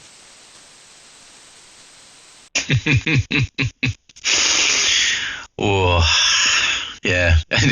No one concerned for her safety. It's just everyone laugh. Well, this is it. Actually, now I say that, some of the funniest things I've had to witness is when you get like a small brass group and they're playing a piece for like an event, but people get a bit out of tune, and if you hear anybody playing a trumpet or a tuba or a brass, but it's out of tune, played badly, and then like I just saw this parent like just start laughing, and I couldn't, and of course I was sat at the front, so the whole audience, all of the parents, all of the children are looking at me, and I'm finding it difficult. And that's where I learned this technique to stop yourself laughing, which basically involves biting your tongue as hard as possible in order to generate maximum pain. And that's because when it happens, you can't stop it. No, you really can't. Oh dear, it reminds me of a video I saw the other day of I think it was in Saudi Arabia, the Saudi military play orchestra welcoming Putin and playing the Russian national anthem. I don't know if you've seen that video, have you, Peter? Oh, I know exactly which one you mean. That is so funny. It's just so bad. He's a very stern fellow, isn't he? He does keep. I don't know whether I've ever seen him really crack a smile or laugh. I'm sure he does, but yeah. I wonder if they disappeared shortly afterwards.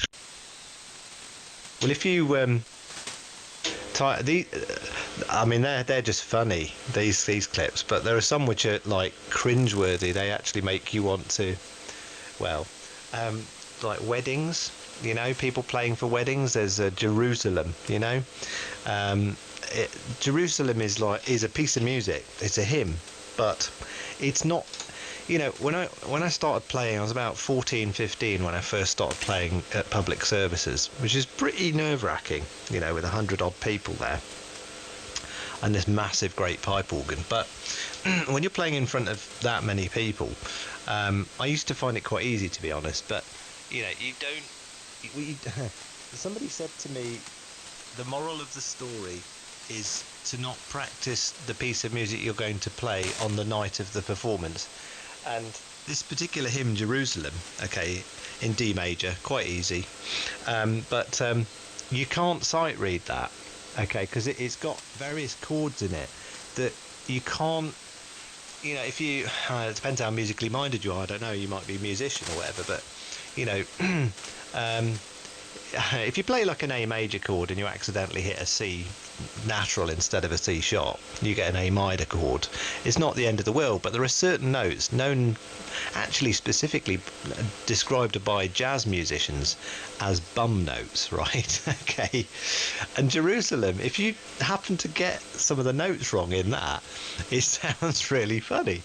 And yeah, there's a few YouTube clips knocking around where people have attempted, if you play either that hymn or the weddings, people often have, there's two pieces that are very, very popular, Wagner on the way in and Mendelssohn on the way out. And wedding musicians sometimes refer to the phrase wagon mend, as in Wagner on the way in, Mendelssohn on the way out. But the Mendelssohn has got, you know, and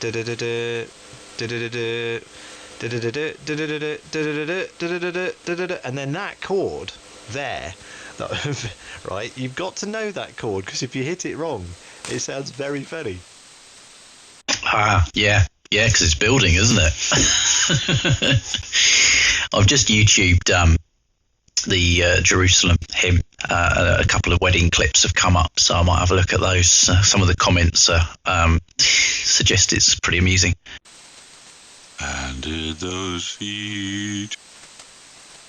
Well, the thing is, right, that it gets so bad that eventually, that first of all, like, the bride and groom start cracking up, and then everybody just starts laughing. You know, it's quite. I think the only thing close to that I've ever had was I was so relaxed playing for this wedding one day that they'd asked for. I'm trying to remember which way round it is. You've got a piece by Charpentier called Prelude to Te Deum, which is used, kind of hear it on TV. Dun, dun, dun, dun, dun, dun, dun, dun, dun, dun, like that. It's in D major, right? And you've also got Jeremiah Clark, trumpet voluntary. Dun, dun, dun, dun, dun, dun. But I started playing the wrong piece, okay?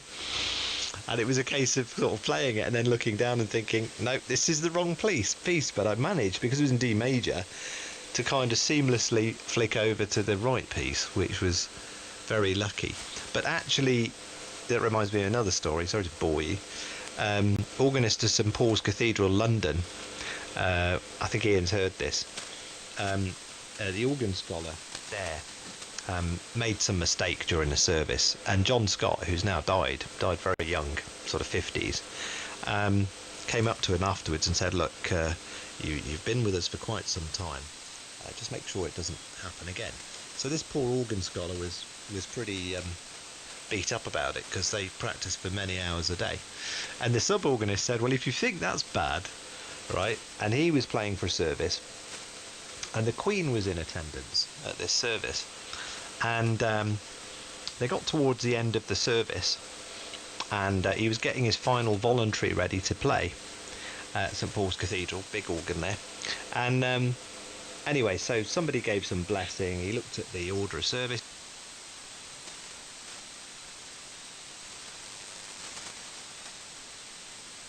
His hand's collapsed. His shack's just combusted. It did it to me. Mine did it to me earlier, Josh. I've had very, very few problems, you know, while I've had this, but it just on the odd occasion, it did it to me earlier. I was in over, and it just stopped. Yeah. Well, I had a blue screen of death earlier. I haven't seen that before on Windows. Well, not very often. I'm on Windows 7 here, but yeah. Well, I had some. I've got a particular issue with this one. Well, I haven't always had the issue, but we're now running it through a switch, and it's because we haven't got enough connections. They don't give you many connections now, do they, on these routers for Ethernet? So we've got they give you just the 2 on the back of the one we've got. So we've got, I think it's an 8 port, I think, gigabit one, and then I've got another one for some cameras and things. And it connects to the switch, and then it connects obviously to the router, and the router to the computer. Back to I'm connected to the switch as well, so it's really going radio switch to here and whatever, and then the internet's fed in through the router, and of course. But I have a weird thing with this. It's not showing up on the attached devices on the network. So we're running the DHCP. So if I've had to manually set the IP address using the bootloader. And if I go, if something else comes on the network, it might be assigned the same IP address, and it starts causing it to just keep dropping out. And I only had this happen last night. But I keep trying to work out why it's not showing up as a device on the network. I've set it as a fixed IP, and it's going to the right one. Everything's connecting properly and stuff, but it's just not picking up on the router. So as an attached device, I've connected it directly to the router. Does exactly the same thing. So that's something I've been having a bit of a problem with.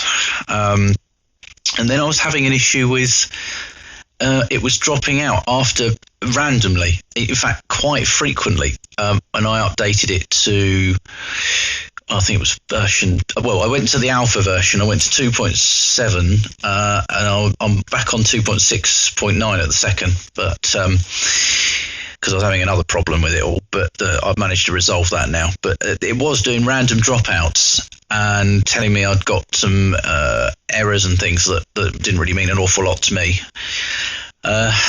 But since changing the IP address and also updating the firmware, it was probably a firmware issue, because I've not been on for quite some time. So there was a bit of a substantial upgrade really with the firmware. So that might have been one of the issues. But yeah, I have noticed it does have this now and again. It used to happen with the Flex. I used to have a Flex 5000, obviously not network based. That was just, I think it was Firewire. I think it was. I can't remember now, but that would occasionally have a dropout, and that was really frustrating. To say the whole thing would crash, the software would crash, and you got to relaunch the software and hope it works, and you might have to reboot the radio, and oh god, yeah. I don't know. Anyway, Which Anan are you running? Which one are you running, Ian? I've got the 8000 here. The band's dropping out, isn't it? I've got the 200D. I'm thinking about getting a 7000, Josh. Yeah, very nice. Very nice. Yeah. Well, I think they're all pretty decent, aren't they, in their own rights? I think what drew me to it, I mean, I had the Flex, and I do some of the digital SSTV stuff and data modes, and you kind of want a fairly clean signal, and the 5000 wasn't a particularly clean radio. I think they were talking of making it Class A. I think it was Class A. They were going to make it Class A, but it ended up being, I think, Class AB. In fact, it might have even been I can't remember. I think it was AB. Anyway, it wasn't particularly clean. The amount of splatter that it put out either side, it was just really just obscene. And the audio, suffered as a consequence. You just couldn't get a very clean, low frequency, low end on audio without it sort of distorting and majorly going into the upper sideband or whichever. So I've still got it. It's actually just tucked away in this room here, but the the diversity was a big draw because I have problems here with electrical interference from various things, so that's really helpful. And the pure signal, not that I'm using it at the moment, but the pure signal's a really, really good thing to use as well. In fact, I've just enabled that. So, and I was just watching that signal. I'm just watching my signal on one of the web SDRs, and they've dropped off a little bit. There's not an awful lot going on outside of the filters at the moment. But if I bring the pure signal in and it comes on, I don't know. Actually, it's probably not. Yeah, I think it is. I think it has cleaned it up. So it should do, really. That's the whole idea of it. It says it's correcting and what have you. So I think it definitely sort of brings, it certainly sorts IMDs and it does bring increased signals to noise if you're doing data transmission, certainly with like DRM and stuff like that. But anyway, I'm waffling on. But yeah, the 200D is a very nice radio. When I first started looking at Anan or Apache, I was looking at getting the 100. I think it was 100D. So when I saw the 8000, I thought, oh, that looks like a nice bit of kit, and it sort of had some really good noise floor figures and various things and IMD stats. So I thought, so I'm just gonna go for it. Last time I bought a radio before that, I think, was probably about 5-6 years prior. So and that was the Flex. So I was well versed with SDR radios. So that wasn't really an issue, but I just thought, I'm going to get one of these radios and bite the bullet. And I haven't looked back there, Ian, over. No, and it was the diversity that drew me to the Anan, and it was when I don't know if you've heard him, Dale bought a 7000, and so I decided to dip my toe in. He was selling his 200D, so anyway, that's where it started. But really tempted by the 7000. I think Peter says he'd been here all along. Well, I don't think he perhaps realised he disappeared. So we'll just are you there, Peter? No, I was totally oblivious to that. Can you hear me? Yes, you were giving us a story about St Paul's, and it just disappeared. I think the last line I said was the national anthem. Did you get that? Maybe it was a bit abrupt. I don't know. Yeah, you probably missed the punchline. I don't know. Doesn't matter. Does do that though. It's kind of along the lines of what Josh was saying. I've had similar issues here.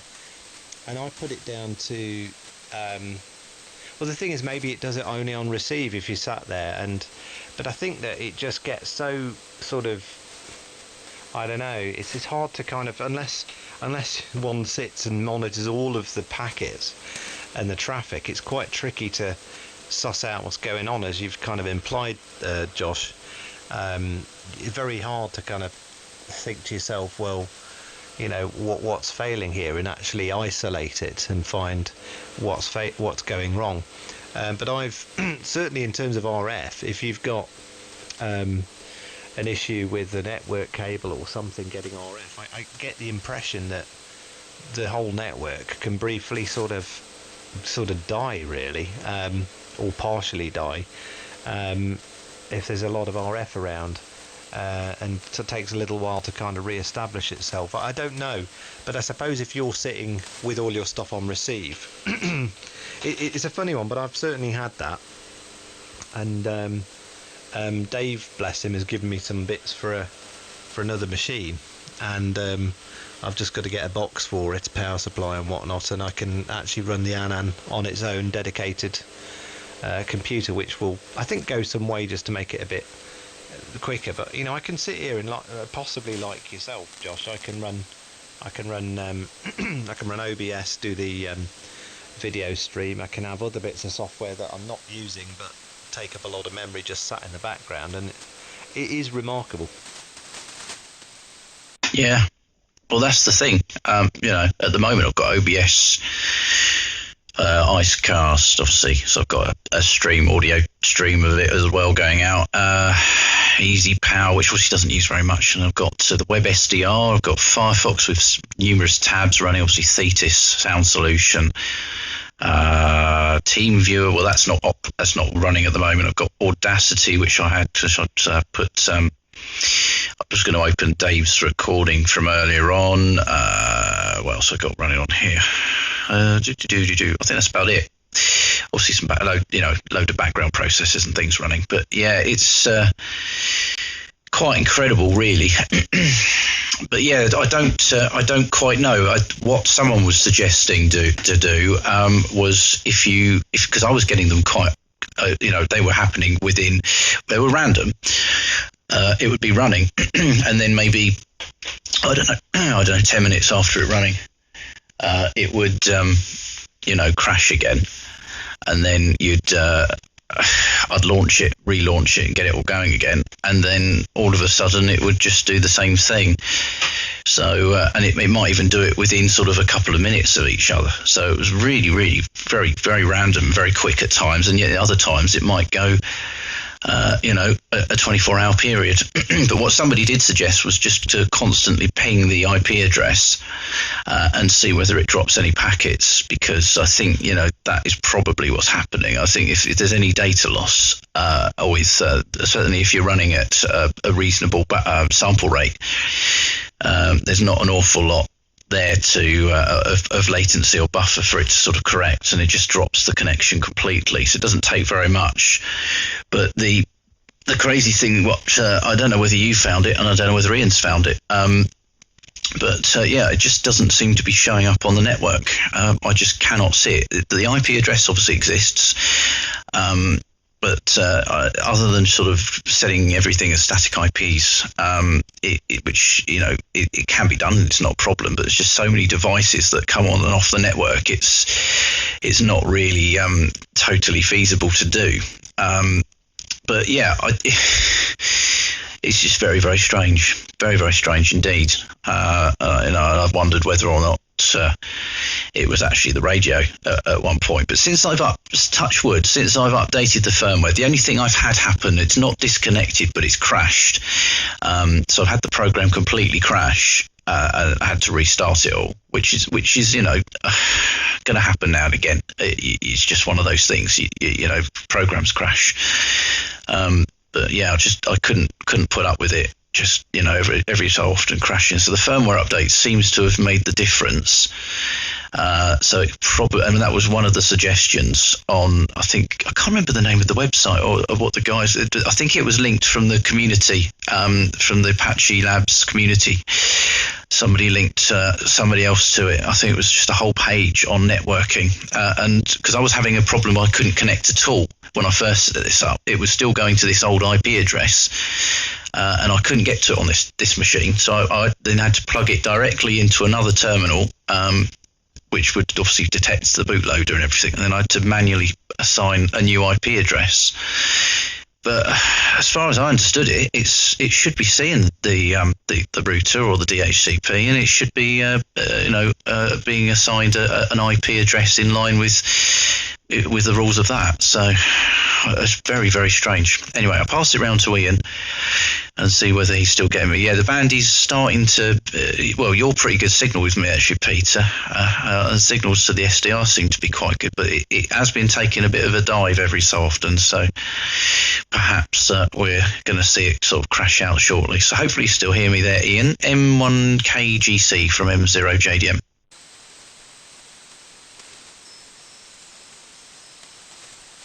Over, Ian? He might have, he's either gone to loo, he may have dozed off, don't know, because Ian doesn't get much sleep, but he'll come back if he's there. Just a brief response. Just on that subject, because I didn't really answer your question, when I was putting Protocol 2 on, I had a brief, oh dearie me, what have I done moment, because I thought I'd bricked it, and of course I think Dave was telling me, you mentioned to him, you can't really, well, unless you really try hard enough with the Anand, but I noticed that you could only see it through the bootloader, and I have to say, they may have updated it, but the instructions on the Apache forum were completely wrong. There was a really major step that was missed out, where they didn't mention in the correct order which bootloader software you have to use. But I eventually sussed it out that you can't,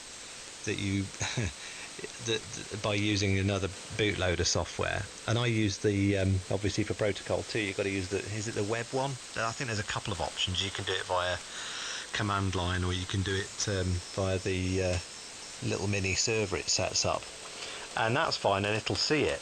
But I do wonder whether it's just a very, very simple thing to do with the protocols, networks, and what the Anand looks like on the network. And maybe there's a way that you have to. And I then see myself pointing at Windows. When you mentioned pinging, regularly pinging, that sounded like a KLJism sort of thing that he would suggest, and sounds really wise. But it's a very time-consuming thing but worthwhile to actually monitor all that traffic and kind of perhaps take it back to the community and say, right, well, this is what's happening. But it is interesting and probably not very constructive, but I can imagine Steve would say if it ran on Linux you wouldn't have this issue. Again, not very useful comment, but he recently went onto a particular server he'd forgotten about, and he was laughing because it had been up for something like 7 months without crashing. 7 months online this server had, because it was in Linux, and he said you'd be lucky with 7 hours with Windows. I know it's a bit rich to kind of constantly criticize Windows, but there is a lot of stuff just going on that you're not made privy to on your system, isn't there? But it's an interesting one. I'll just see if Ian's back. Are you there, Ian? M1KGC G7VKK.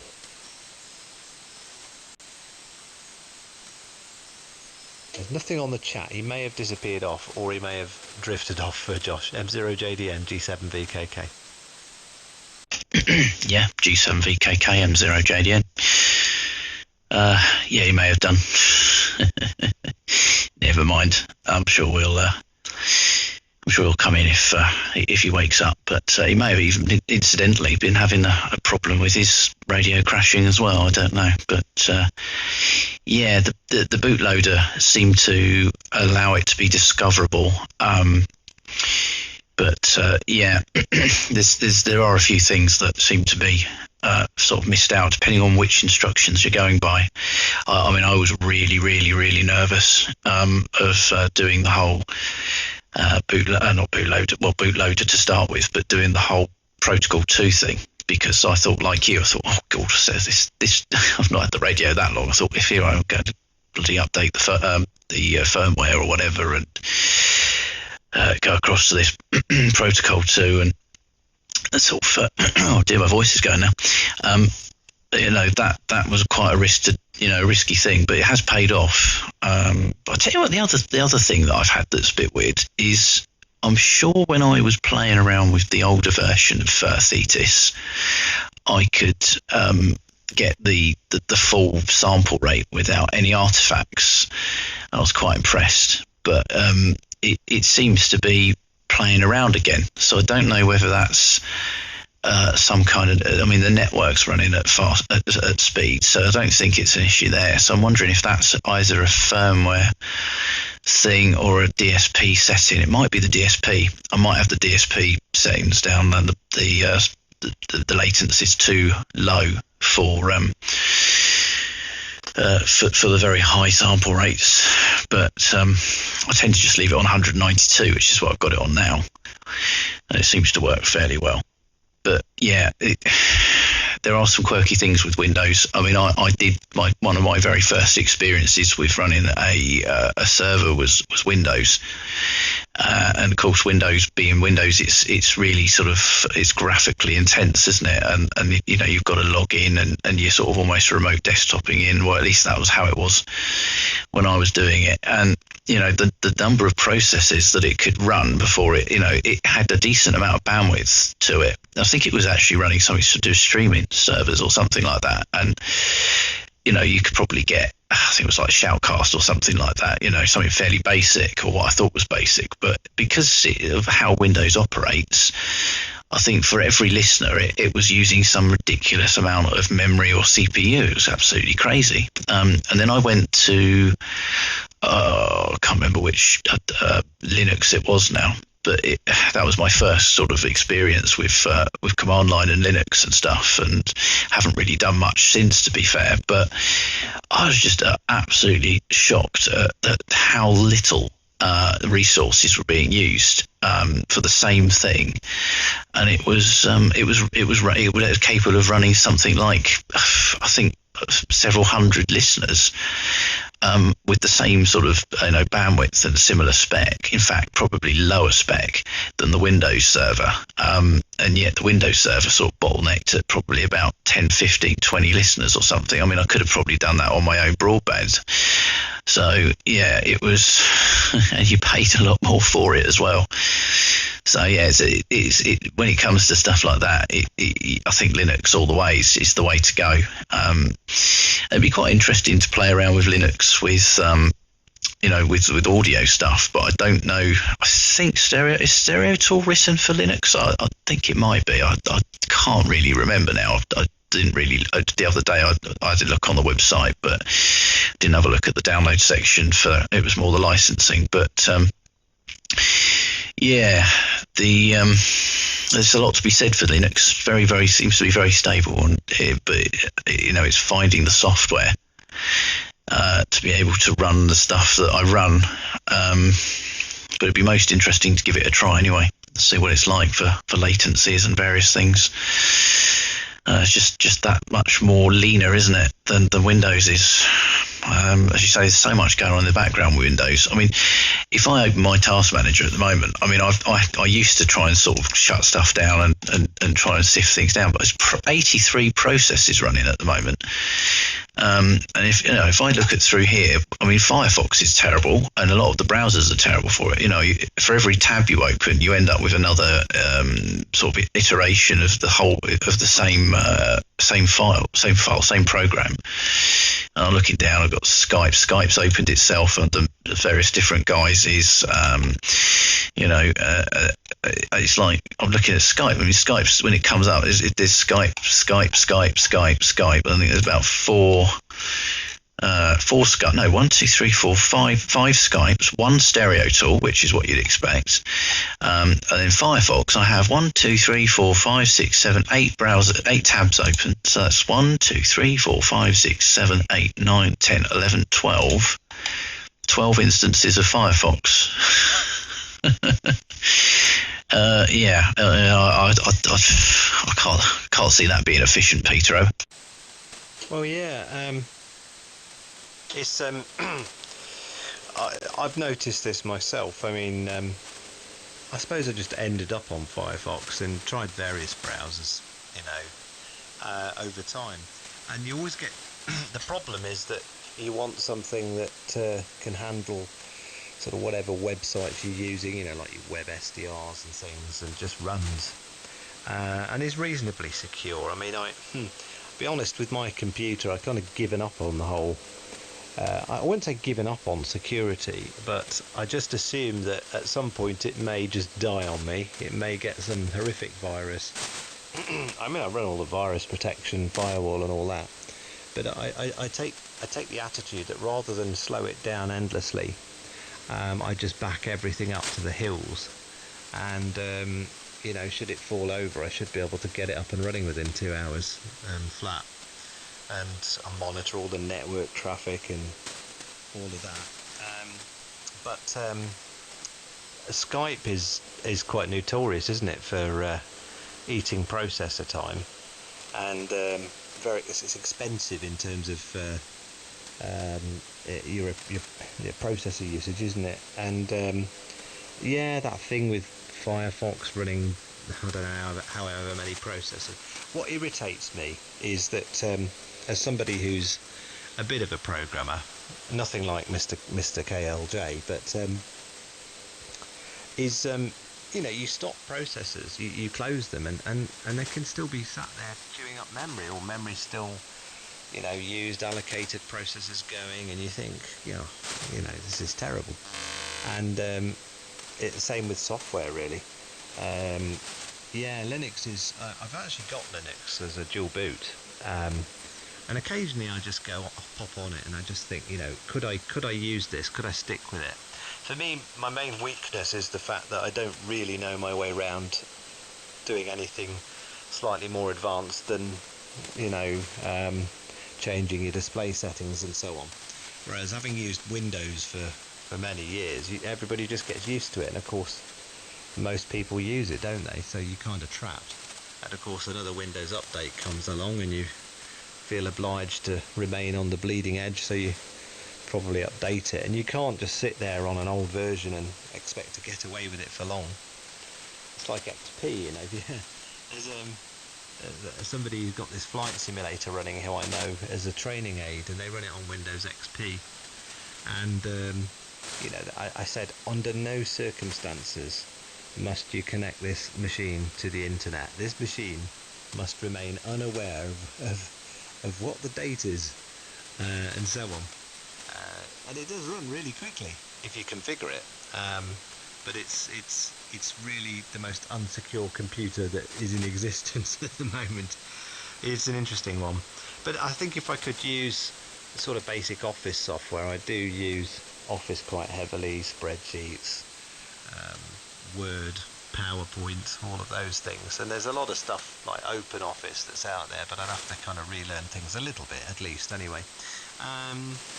You know, that would be something. But the major bits of software that I use, apart from all the radio stuff, is this piece of software called Hauptwerk, which is a virtual pipe organ, which to my knowledge doesn't run on something like Linux.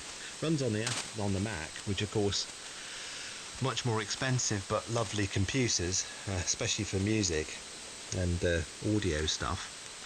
And I used to run Flight Simulator from time to time. And what is funny is when I go and use these flight simulators in London.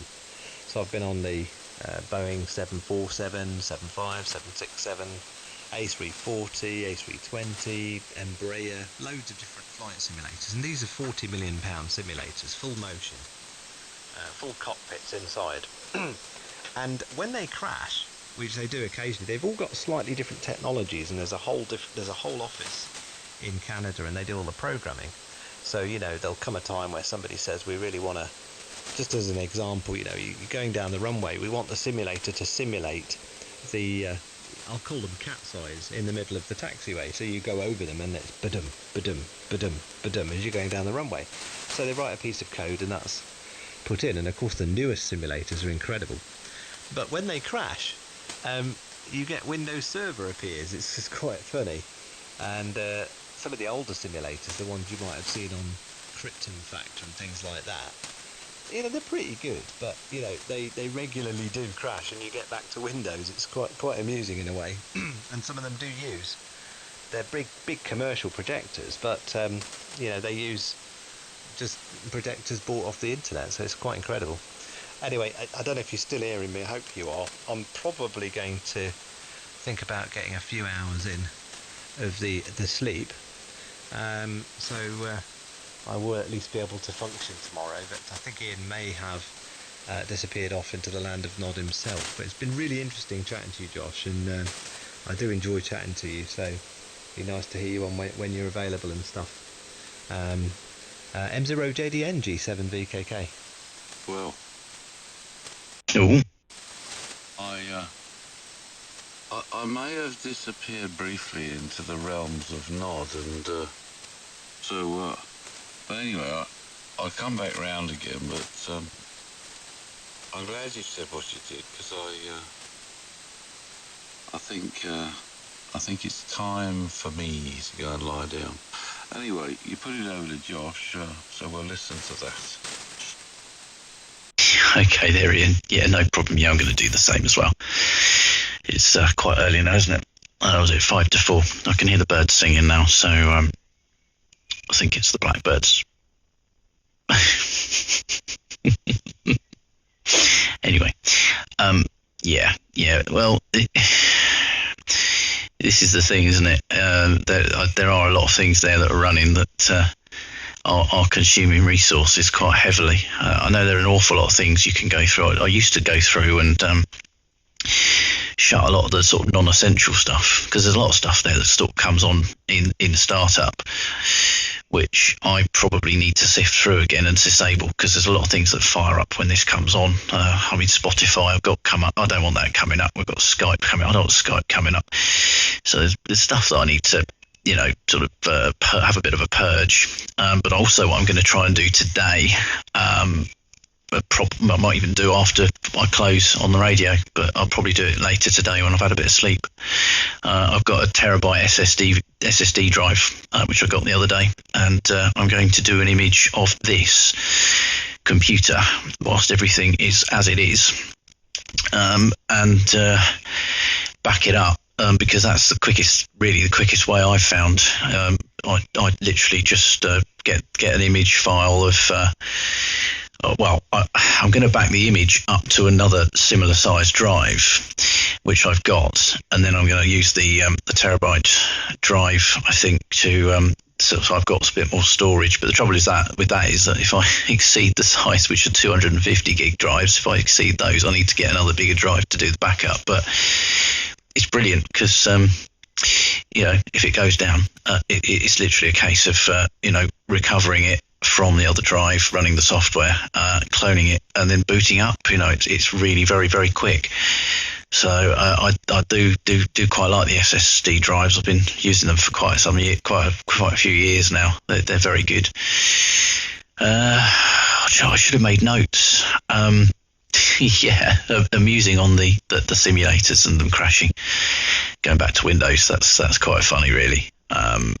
But yeah, I've not really had any experience with Mac computers, to be honest. Only at school, and they were the old Macs. So, but yeah, we did use them for media and various things. So, and I think they are, quite, as Ian said, based on FreeBSD. So, so they're pretty good in that respect.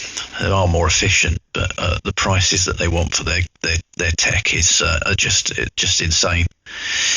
But I've got Android as my phone. Phone is Android. I have had iOS. I'm not really. I don't really care which way I go, to be honest. But I do quite like the Android OS for its ability, for the ability to just do things so much more easily than you can in iOS. You're not really tied to software. You can link the computer to it without really any problems. But there just seems to be quite a little bit more out there that's software-wise or app-wise for things I want to muck about with. So, but there we go. That's a whole nother discussion and topic for another evening or morning or whatever. But yeah, I'm going to do the same, guys. I'm going to say 7.3. I probably didn't cover all the topics there, and I really need to get myself a bit of paper or something next time I come on, because these conversations are really good, and it's lovely running through all these different topics. But with just every time you go off on a tangent, I don't know about Ian, but I know I am. I waffle on, and I think we're probably, a few of us that get on here are probably the same. And by the time it gets round to the same person again, you've got a whole sort of A4 sheet of notes on things to comment on. Anyway, right. So I'll pass it around to you there, Ian, if you're still conscious. So I'll say 732. M1 KGC M0JDN. Yeah, there's a fair bit of fade now, Josh. Yeah, no, it's all good, isn't it? I mean, it's nice that it's just. I think we had a few incursions this evening, but it's nice when you're just able to get on topics and waffle and yeah, the wandering off. It always happens, doesn't it? But I think that's what makes it more interesting. If you get hooked into one thing too hard, it's anyway. I think I was. It happens to me at this time of night. It's nothing to do with.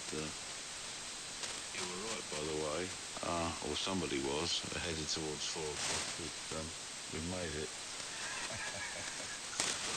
I possibly drifted off, and it don't make any difference to me, Josh. I can be in a conversation when my body tries to take me off. It just happens, and I have left many QSO high and dry in the past. So right, I am going to go and lie down because otherwise, well, I know what happens. I do tend to wander through the night, but a few hours between now and about 9 o'clock, and everything is dandy. So thanks both, and anyone else that's about. Now to you, Peter. I'm going to the horizontal disposition, and well, unusually it'll be before the wife's got up. Yeah, Roger. G7VKK are returning, and likewise I'm just going to grab a few hours, and I got into a weird old cycle a few weeks ago. I just stayed up for 3 days flat, and what with my job and all the shifting time zones, I can train myself to take hours when I need to, because sometimes you have to, shifting time zones with flights to catch, and spent quite a lot of time in airport terminals. Of course, they don't put enough chairs in airport terminals, so you end up on the floor or something. But yeah, it does mean if you're not careful, you just sort of end up with very little sleep, and it's amazing what your human body will put up with. But of course, you just feel so ropey the next day and can't function. And it's the weekend, so I can. Well, I've got 3 children. I'll probably be up at sort of in about 4 hours' time. But then what will happen tomorrow is I'll probably go to bed earlier, he says. Anyway, it's been lovely, and I totally agree with what you were saying there, Josh, about these conversations. Just nice to, chat through these things, hook up with like-minded people and so on. I am the king of tangents. It really, if you think I'm bad now, if you'd have met me a few years ago, I could change the subject quicker than. My grandma was the best. You would ask her a question, and she would just effortlessly take it off somewhere else within about 2 seconds. And if you ever questioned her on a specific thing that you wanted her to answer, she was just brilliant at, not answering it. But there you go. But no, I go off on huge tangents, so there we go. But it's just nice, it's nice to go through these things. Anyway, gentlemen, been an absolute pleasure as always, and hope to catch you again soon. And I tend to just ping a frequency out if I don't know. I just switch the radio on. If somebody's already on, I might join them. Or I'll just put a call out, whatever, you know. And if you can't make it, no problem. If you can, that's cool. It's just a nice bit of fun.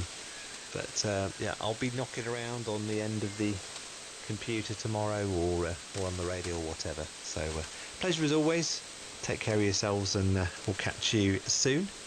M0JDM with M1KGC G7VKK. Cheers. Yep, G7VKK, M0JDN. Yep, no problem at all, Peter. Yeah, so lovely chatting. Yeah, well, tangents are good because, you know, if you don't go off on tangents, a conversation stagnates. You know, you can exhaust a topic. Well, some people can. I think I probably could go on talking about topic. Yeah, you go off on tangents, even if it's only small ones within conversation, because things are relevant or interesting, and yeah, before you know it, you've gone off on say these major tangents. So, but it's all part and parcel of conversation, really. So. It is one of those things.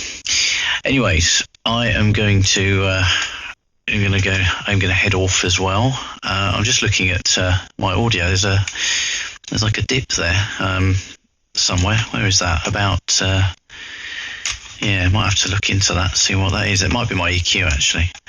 I did put some a dip in there, so I'll have to check that later. I can't be bothered right now. I'm sure I probably put something in there which is causing that. Oh, that's probably, no, it's not that. Oh, it might be that. I don't know. Anyway, right. With that, I am going to say, yeah, 73. So good night to you both. Lovely chatting, and maybe we'll catch you a bit later on. God knows what time I'll be awake, whether I go to bed now.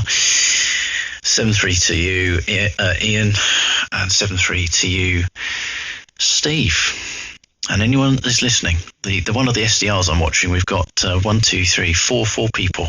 Well, 3 people, because I'm monitoring on this one. So I don't know if anyone else is. Maybe it's just us monitoring ourselves, but there are quite a little cluster of people listening to us on this frequency on the SDRs.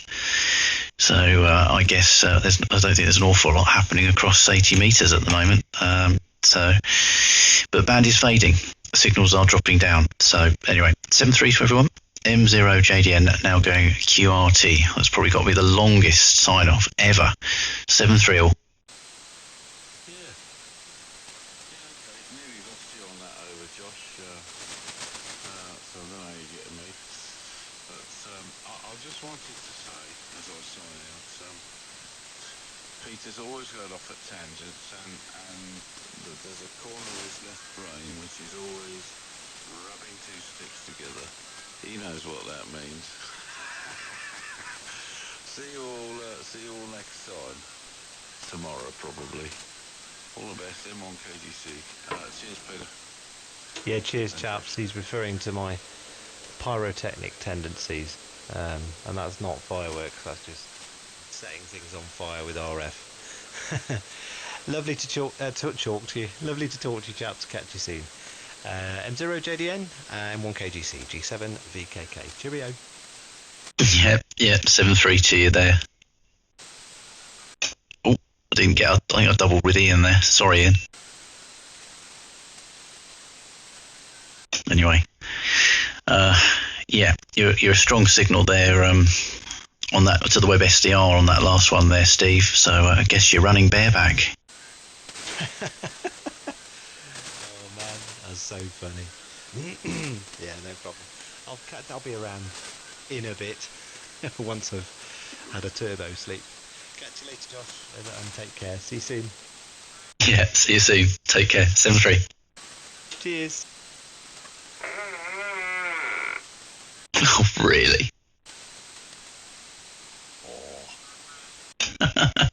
We still got the farty chair. They stuck with us all night. Oh dear, bless them.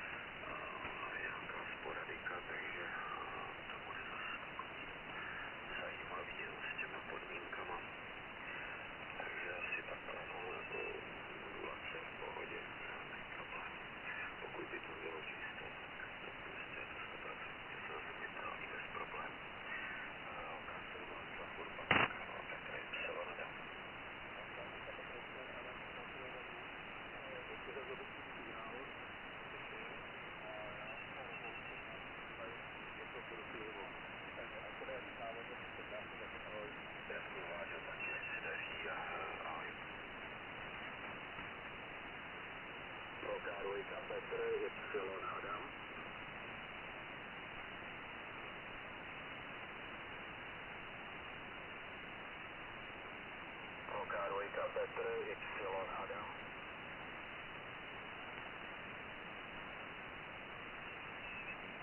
Roger, wake up at Epsilon Adam.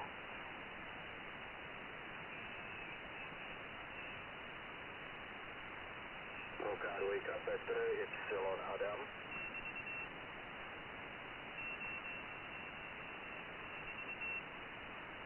Roger, wake up at Epsilon Adam.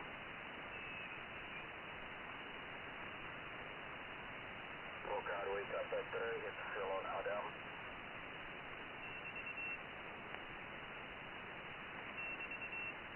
Roger, wake up at Epsilon Adam.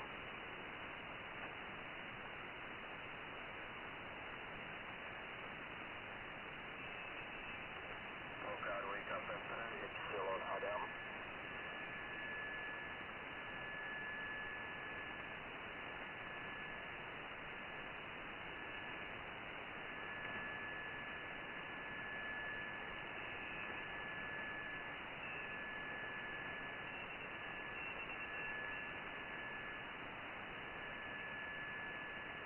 Roger, wake up at Epsilon Adam.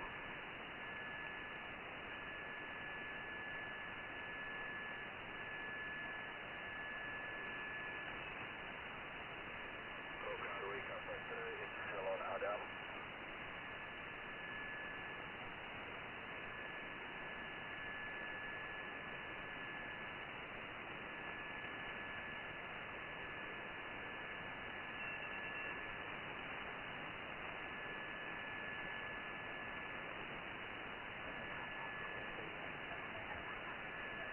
Roger, wake up at Epsilon Adam.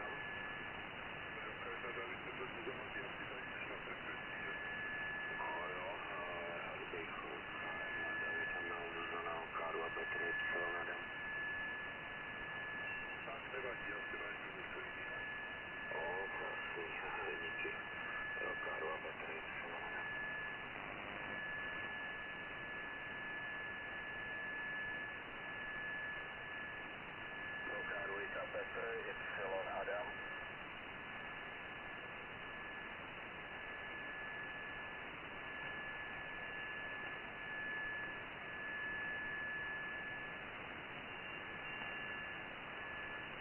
Roger, wake up at Epsilon Adam.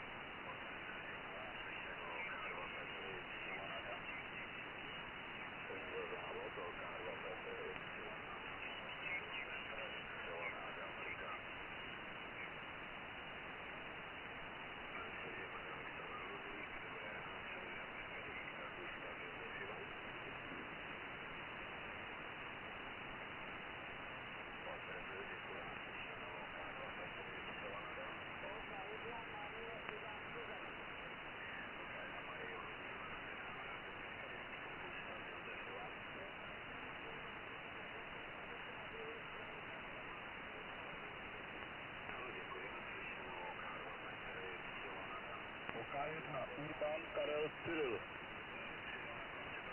OK1, Urban Karel Cyril.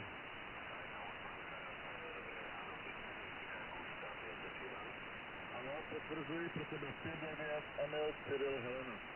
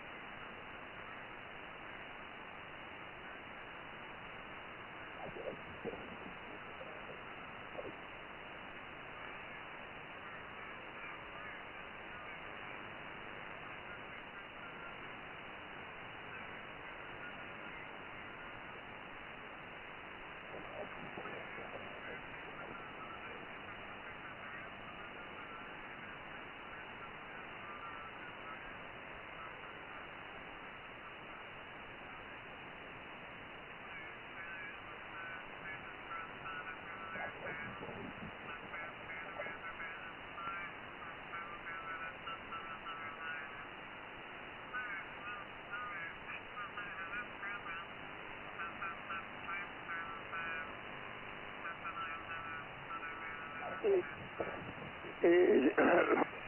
this frequency occupied, please? Is this frequency in use, please? Nothing at my end. Hello, CQ, CQ, CQ. CQ, 2 Echo 1, Golf X-Ray Sierra, calling CQ, CQ, CQ. 2E1 GXS, calling CQ, CQ, CQ. 2 Echo 1, Golf X-Ray Sierra, calling CQ and standing by for any call. Mike 0, Kilo Echo Papa. Yeah, there was a Mike 0 station, sorry. My shack's in my living room, right next to my kitchen, and I got some cooking on and it was boiling over, so I had to go and turn it out. My apologies. Mike 0 station from 2 Echo 1 Golf X-Ray Sierra. Yeah, it's Mike 0, Kilo Echo Papa. Yeah, it's not very often when somebody comes straight back to you after one CQ call, is it? Yeah, name here's Tim, Tango India Mike, located near Oxford, a little town called Abingdon, just to the south of Oxford. Back to you, 2E1 GXS from M0KEP. Mike 0, Kilo Echo Papa, 2 Echo 1 Golf X-Ray Sierra. Good morning, Tim. Yeah, we're not a million miles apart. My GT8 is Gerrard's Cross in South Buckinghamshire. Gerrard's Cross, so I do know Abingdon area quite well, not quite well, but I do know it. Yeah, you're 5 and 9 with me as far as I can remember. I quickly looked at the meter, and I think you're a 5 and 9. You might have been just over. The name here is Ray, Romeo Alpha Yankee.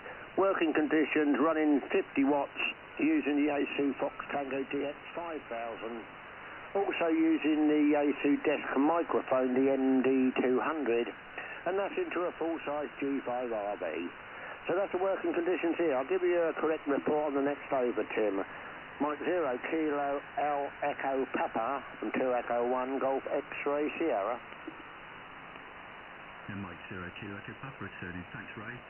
Well, yeah, you're making it over here lovely. I've got you 10 over 9. Lovely audio, armchair coffee, no problem at all. Yeah, I'm running a Sun SDR2 Pro, it's called, little SDR radio here. Going through a linear amplifier with about 350 watts peak, I guess, into an inverted owl. So it's about 40 metre long inverted owl, about 10 metres high at its highest point. Back to you there, Ray. 2E1 GXS from M0KEP. Yeah, Mike 0, Kilo L Echo Papa, 2E1 GXS. Yeah, all copied. Yeah, you're 5 and 9 plus 10 with me, Tim. No problems at all at the moment. Yeah, you said it's nice somebody come back when you put the first CQ out. I've been putting CQs out on 37300, and there was nobody there at all. So I thought, well, I'll tune around, see if the frequencies are quite clear this time of the day. So I went to 3736. I thought I'll put a call out, and I've got one of these automatic, you know, I just press a button that it calls for me, and it was calling, and I went out to the kitchen, and it went standing by, and I thought, blimey, and then you straight come back, so it's most unusual. Yeah, the WXC, I assume it's the same as you. I'm just looking outside the window. It was not a cloud in the sky when I got up about 7:45, and now we've got quite a few clouds. Not very warm outside, it's only 19.2 degrees. So not as warm. No, that's wrong. That's inside. Sorry, I'm looking outside. It's 11.1. Only 11.1 degrees. Sorry, I was looking at indoors. I've got another radio here, Tim, as well. But I've had this FTDX 5000 for about 3 years, and I thought, I'll upgrade. I'll get another one. So I bought the FTDX 101MP. I've had it for a month. And you need a handbook to read that handbook, to read that handbook, if you know what I mean. It's a very complicated radio. I can transmit and operate it, but I should imagine I can't get the Ultraman out of it at the moment. I bet there's a lot of things I can do on it, but I'm not getting the best results. Still, I will work it out one of these days, no doubt. So I'll put it back to you. I'm in waffling mood. Sorry about that, Tim. Once I start, I don't stop. Mike 0 Kilo Alpha, beg your pardon, Mike 0 Kilo Echo Papa 2E1 GXS. Yeah, M0KP returning. Well, you've got a couple of nice radios there, Ray. I don't know a lot about, well, I don't know a lot about either radio, to be honest, but I have had a look at the 101 myself. Yeah, they look lovely radios. I've spoken to a few people that have got them now. The receiver, the receiver quality on them seems second to none to me. Very nice. I was actually looking at buying one when I bought this little SDR actually, mainly to sort of keep a few more notes in my pocket kind of thing. I was a little bit off put by the price, and I'm a bit of a tinkerer as well, I suppose. So I thought, well, I'll have a tinker around with this SDR. But yeah, very nice radio, that 101. I think it's worth persevering with that and getting to grips with it all. It's like a lot of these modern radios, so I think they're all the same, to be honest. There are more and more features in them, and more SDR type features creeping into them all, and it adds all these new things to get to grips with, and a lot more options to mess it up as well. Especially like transmit audio quality and things. You've got all these parametric equalizers and things to mess around with. Yeah, I've got the other radio. I've got a few radios here, but the other one I use quite often on HF is the ICOM 7300. I think most hams have got one, I think, lying around somewhere. But I do really like that radio as well, so I tend to switch between the two, I guess. Back to you, 2E1 GXS from M0KP. M0KP from 2E1 GXS. Yeah, who hasn't got an ICOM 7300, Tim? When you talk to people on the different frequencies, different bands, what are you operating? I've got an ICOM 7300, But yeah, I've been licensed since 1995, and I've had Yaesu's every radio I bought. I've had Yaesu. I don't know why, but it's a habit, I suppose. Once you get a set that you can operate and you think you get good reports from, I know it's not the radio that does it, mainly it's the antenna, but once you get these good reports, you think, oh, why should I change, to a different, like ICOM or Kenwood or what have you. So I've just stayed with Yaesu, and I've had 100% satisfaction with them, so I don't see how to change. But as I say, I've got this Yaesu at the moment, and I was talking to somebody, yesterday, I think, and they said, well, persevere with it. You've got the STDX 5000, so you can use that. You can't damage the radio by pressing different buttons on the front. All you can do is lose something, and then you don't know what you've lost it, and you don't know how to get it back again. But they said if you persevere, you will, we'll sort it out in the end. But at my age, I'm 83, Tim, and the problem is I do an 8-hour day normally. I still work, but I've been on this furlough since March, and I'm not due to ring my company up until a week next Tuesday. So I've had time to play with radios, but it's just nothing to do. I live on my own. I've got my big vegetable garden. That's why I've got a G5 RV up. I've got a greenhouse, an 8-foot by 10-foot greenhouse, so there's plenty to do on there. And this time of the year, there's plenty to do in the garden. So, and then I've got the housework to do. The cooking, the hoovering, the bed making, the washing. So playing with 101MP at the moment is a little bit time-consuming. But as I say, some of the things in the handbook, I'm not very electronically minded. I've been working in a garage for driving BMWs and Minis around all the time. So I just read the handbook, and it don't make sense to me what it says. Silly things it says. But as I say, I'm working out. I can't damage it by pressing different buttons and trying this, trying that. But as a bloke said, if you lose something, at least you've got the FTDX 5000 to come back up to. So keep trying, you'll get it back again. So I will try again, as they say, Tim. So that's that. I have got another one actually under the table here. I've got the, you wouldn't believe it, I've got the FTDX 3000. That's under the table, because I got my shack in the living room. So I got it on my living room table. So I can eat, drink, read the book, read the newspapers, watch the television, and monitor the radio at the same time. So I've got radios everywhere, Tim. Anyway, back to you. Nice to hear you and speak to you for the first time, I believe. I keep a log. I know we don't have to, but mine's a manual log, or manual log books. I've got about 7 on them at the moment. I'm sure you're not going to look through them and see I've had a QSO with you before. But it doesn't ring a bell, Tim. Mike 0 Kilo Echo Papa 2E1 GXS. Yeah, Mike 0 Kilo Echo Papa returning. Yeah, Roger Ray, yeah. You've got the 3000 as well, very nice. Yeah, the Yaesu. Well, going back when I got my license, which is about 4 years ago now, I kind of came back to radio actually from doing it back in the sort of in the 80s really, and I got into radio then, sort of 11 meters, and got into electronics and things. So I'm an electronics and software engineer as well by trade. So. I've got a vague idea how it's all working and things, and that's where my interest led me into radio, really, I suppose.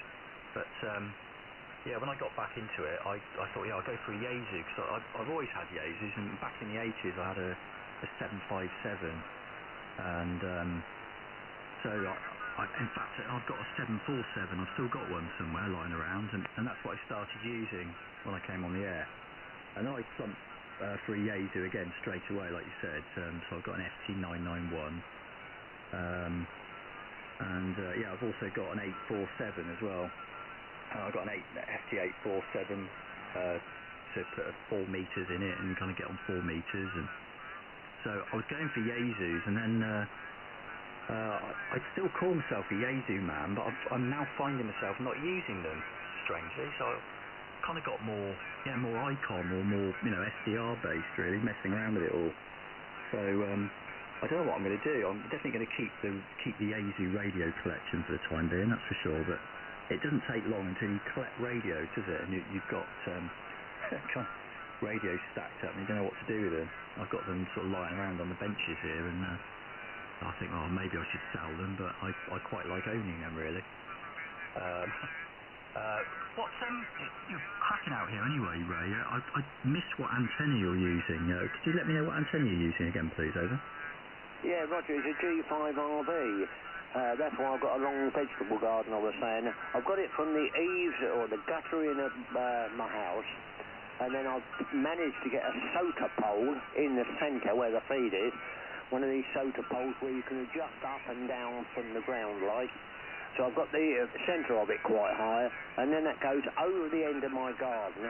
Between my garden and the A40 is the the highways land, and there's a great big oak tree there, which has been there longer than I've been alive, much longer.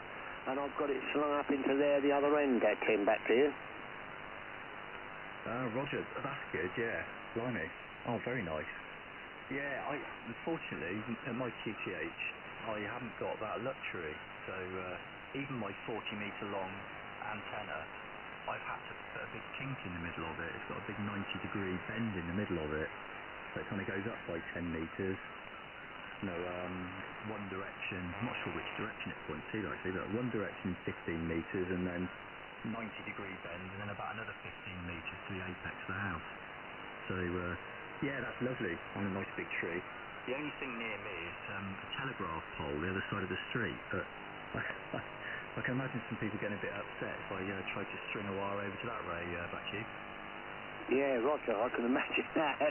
Yeah, it wouldn't be long, you wouldn't have it up there for long before you get complaints, I know.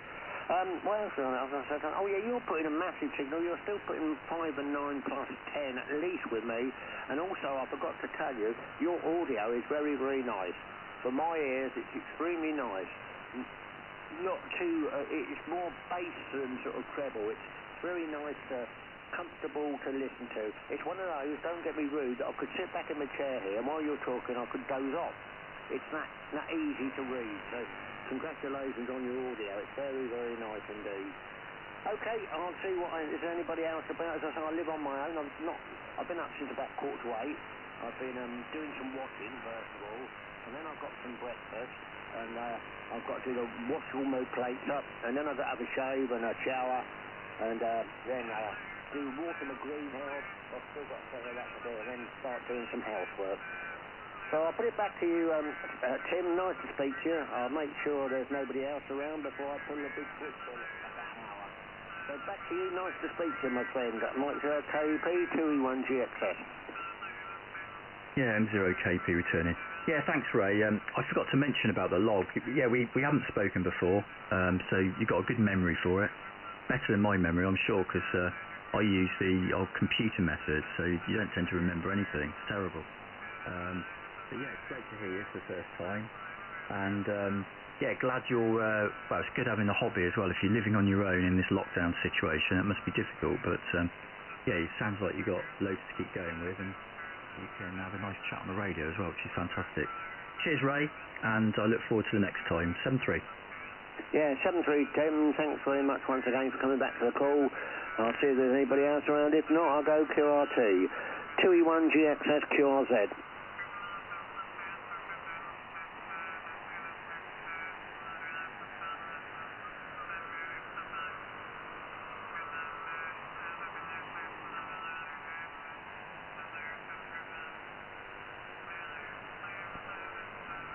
Horrendous noise.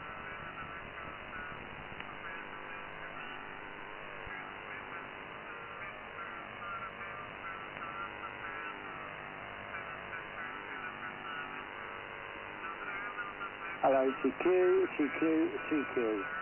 CQ 2 Echo 1 Golf X-Ray Sierra, calling CQ, CQ, CQ 2E1GXS, calling CQ, CQ, CQ. 2 Echo 1 Golf X-Ray Sierra, calling CQ and standing by for any call.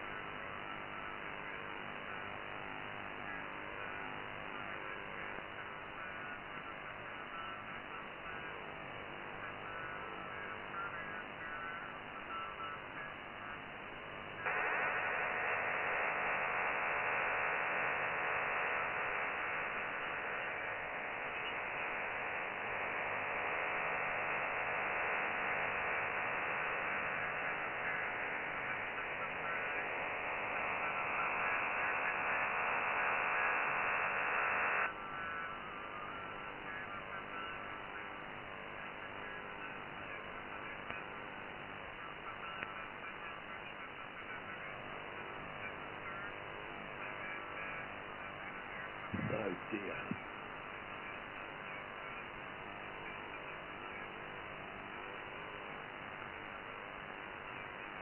I think I need more power.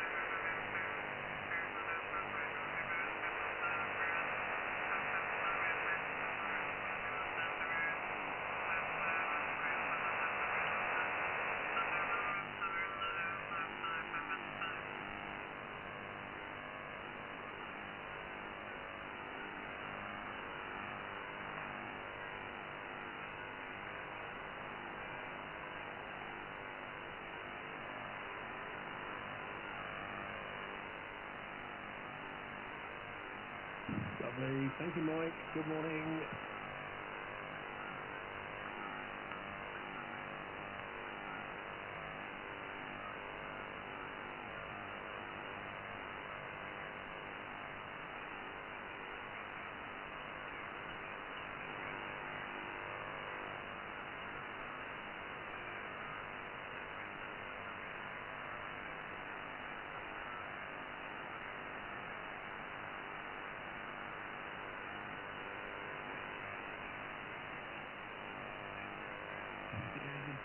Just looking at that, yeah. It's raining here in central Cambridgeshire. Just got the first string going through, and then it's going to rain even more.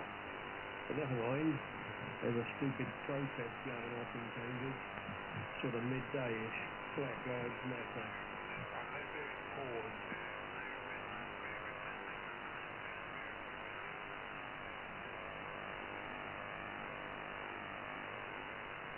It's amazing, really. Black lives really do matter. But then again, a pandemic's got nothing to do with it. That's stupid.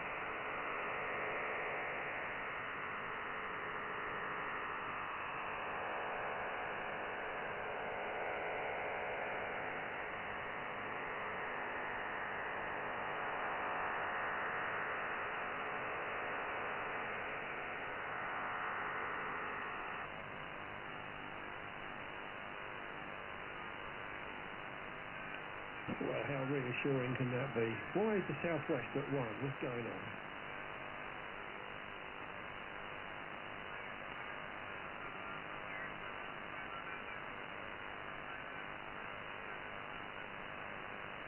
Are you really sure about this?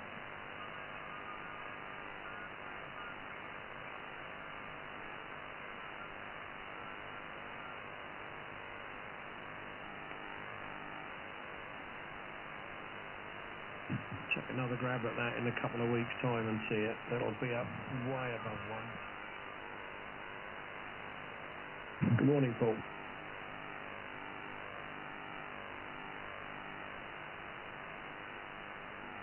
T4 HGT, T4 morning, John. Yeah, not very good picture, is it? No, it's not. I mean, they've been sort of boasting that it's been sort of down to, was it 0.7 or something, and well below, tidally below 1. And now look at that. And you see all these stupid protests that are going off this weekend because Black Lives Matter, a pandemic doesn't matter. These people haven't got any brains at all. T4RJ, now it's ridiculous, isn't it? And if you'd seen how many people that were on Clacton Beach over last weekend, it's all going to go up and up, isn't it? Oh dear. Well, all we can do is keep our heads down, John. Right, I'm going to go and do a few jobs, so catch you later on, and have a nice day. G4RUJ. Yeah, okay, Paul. 5 and 8, 5 and 9 into Cambridge. Nice to hear you anyway. Have a good day. It's not a very good one here. I don't think I should be moving far out of this shack, to be honest. It's raining-ish at the minute, and there's a lot coming. So, anyway, get ready for that. We need the rain anyhow. G4XGT. Yeah, okay, John. Yeah, it's nice and sunny here at the moment, but that's a nice weather picture that chap just put down a few moments ago. That's nice. I'd like to be able to do that. I'll have something else to play with. Yeah, all the best. T4RUJ clear. Yeah, you can download them. Yeah, anyway, I'm sure Mike could tell you how to do it. I've done it in the past. I forget there's a program you can run. You can pick it up off the satellite passes. It's not too difficult. My only problem is I don't have a VHF receiver that will go to the frequencies that you need to be on as an FM transceiver. But anyway, another story. It's fun. But it's a bit like watching paint dry, well, isn't it all? G4XGT, 7 or 8? Yeah, 7-3, John. 4RUJ clear.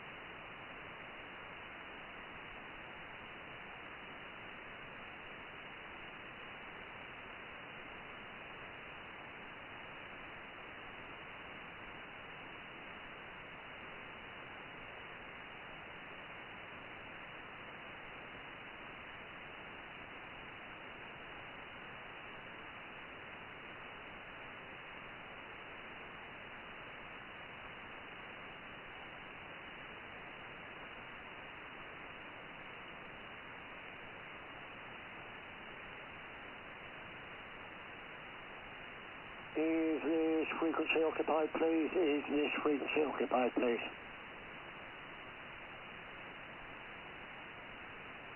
Nothing heard, mind. Hello, CQ, CQ, CQ. CQ, 2 Echo 1, Golf X-Ray Sierra, calling CQ, CQ, CQ. 2E1 GXS, calling CQ, CQ, CQ. 2 Echo 1, Golf X-Ray Sierra, calling CQ and standing by for any call.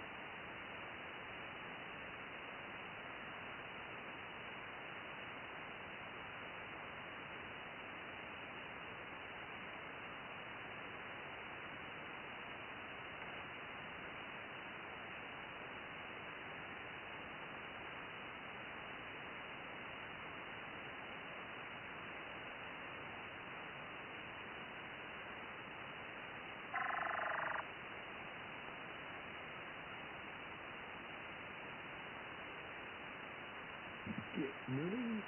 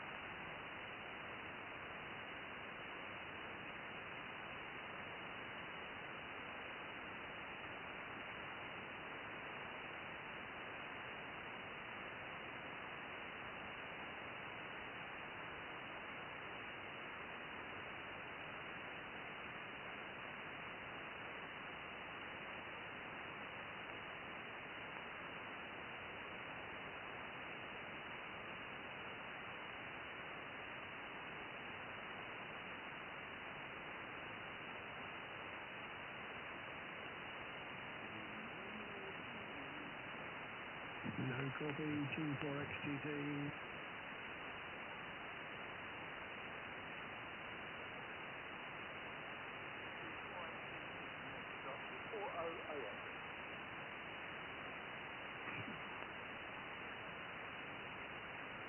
Bang's absolutely rubbish here, G4X for sure.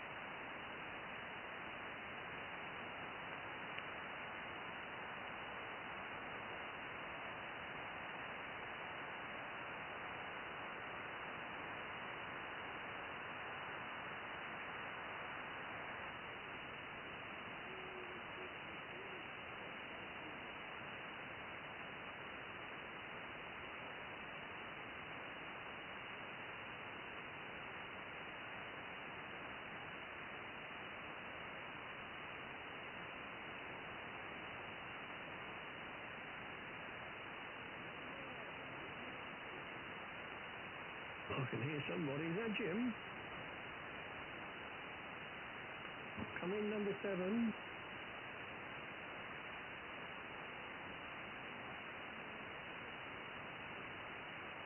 Hang on, let's see if that green's working. Is it working? I don't think it is. Somebody's broken it this time.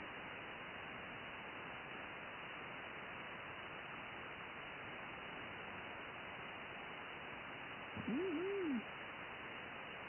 59, what's my number? Keith, what's my number?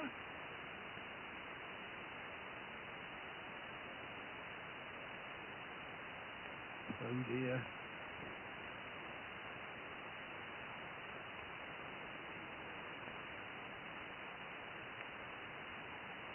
Hang on, let's see if I can get on FPH. No, server's too busy.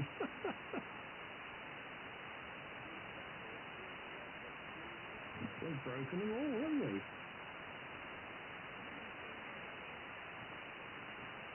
What's up, Keith?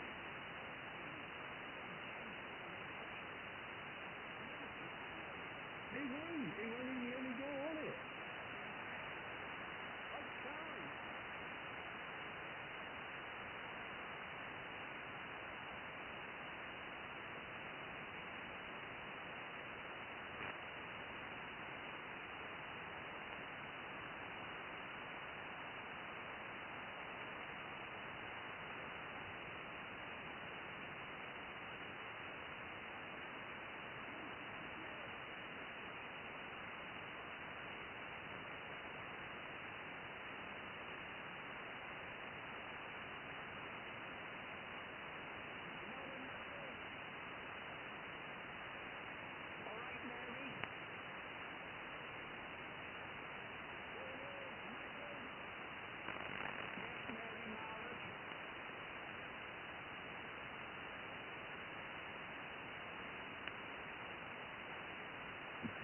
Web SDRs are certainly off today.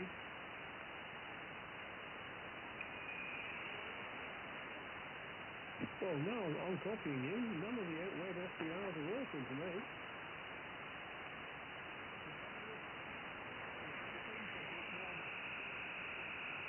What are you on? Have you got Hat Green running?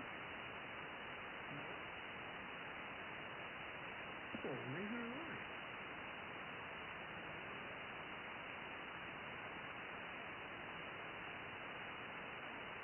The field's neutral, Keith. It are raining here also.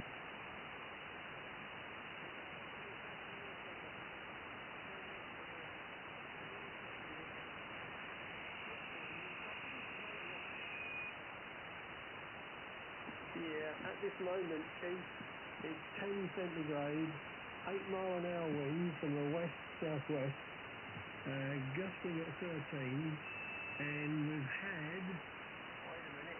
Don't say much at all. 2 millimetres in the last 24 hours. Only 3.3 millimetres this month. So not a lot to get excited about.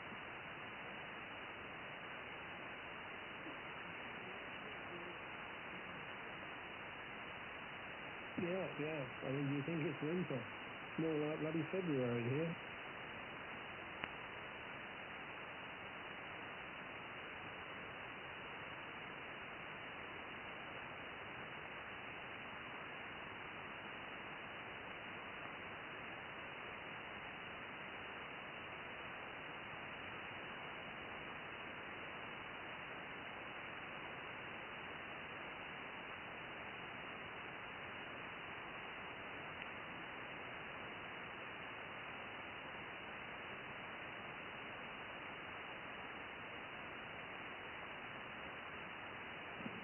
Let's pick it up. The fabulous SPH web server comes on and goes straight off.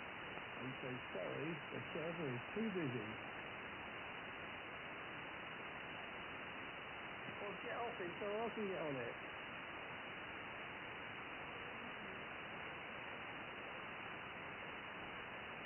You're just hogging it, aren't you?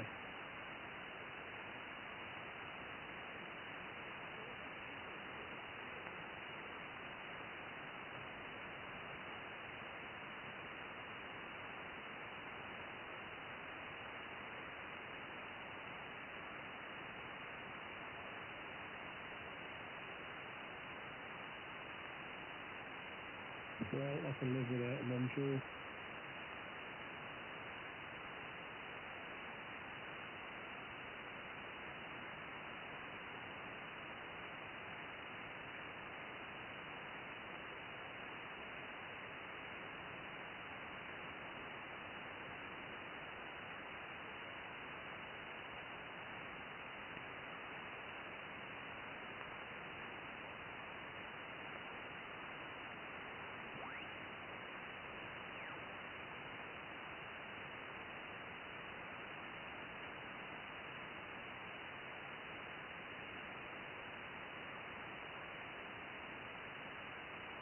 It's all gone a bit wishy-washy here.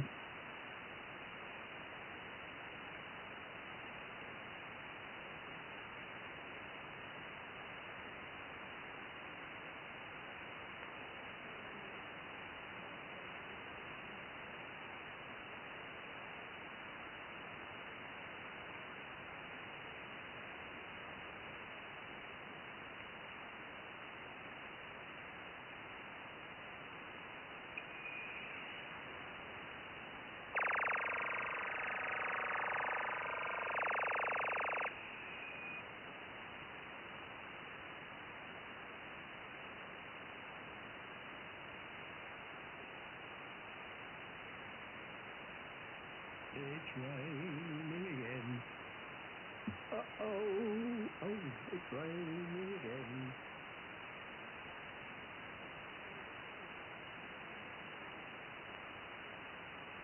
No, that's a song. Supertramp, it's raining again.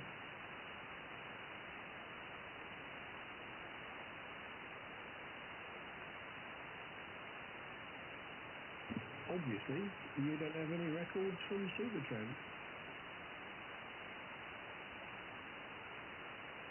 Got no taste at all.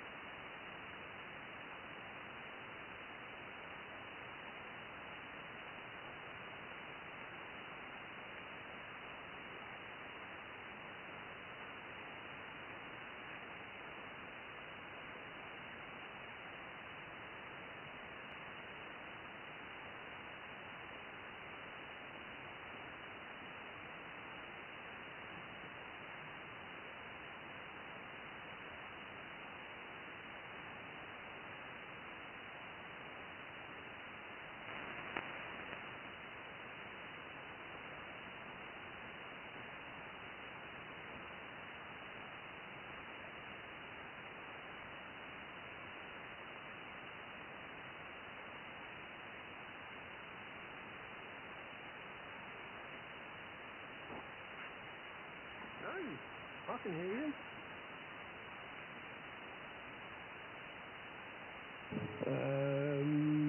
No.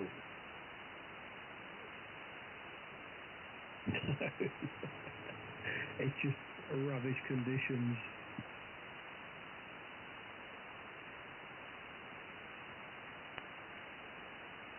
It's certainly bad today.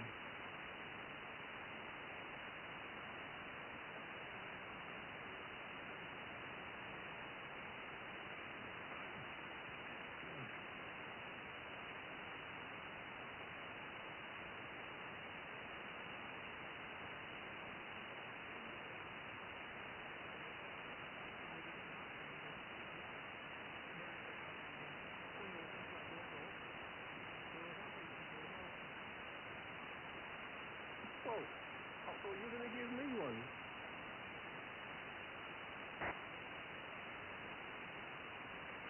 You don't love me anymore, do you?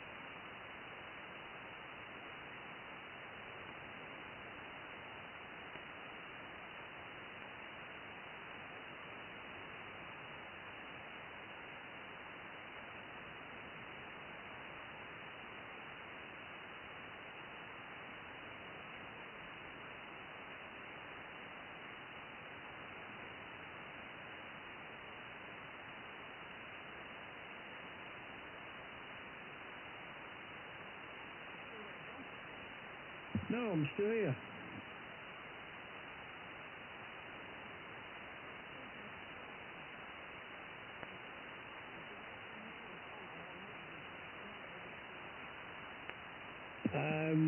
Yeah, well, if they suggest that, then you'll forget it.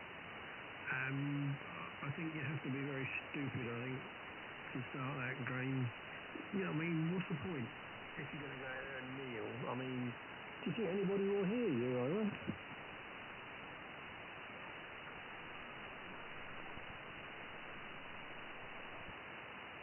No.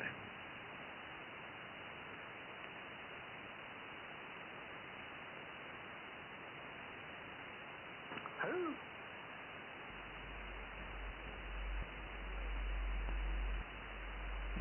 Probably, yeah.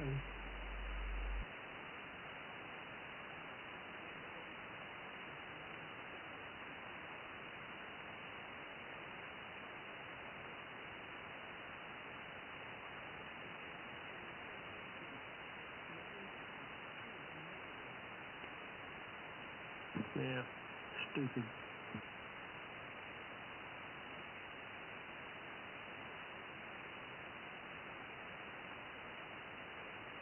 Well, exactly. That's the point. It's stupid to start trying to, oh yes, we agree with you, you know, all that silly. Yeah, I disagree with it.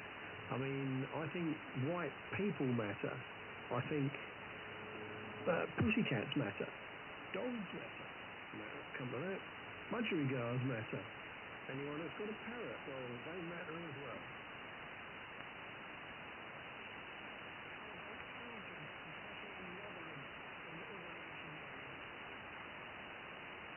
Well, yeah, it's just, it's ridiculous. And it's stupid. You know, and so, I mean, they're all sort of suggesting, Keith, you know, oh, if you don't agree that Black Lives Matter, you're a racist. I mean, I'm not going there. I mean, it's just nonsense. Just because I say nothing doesn't make you a racist. Just because I fly a Union flag in my front garden doesn't make me a racist. It makes me a patriot, eh?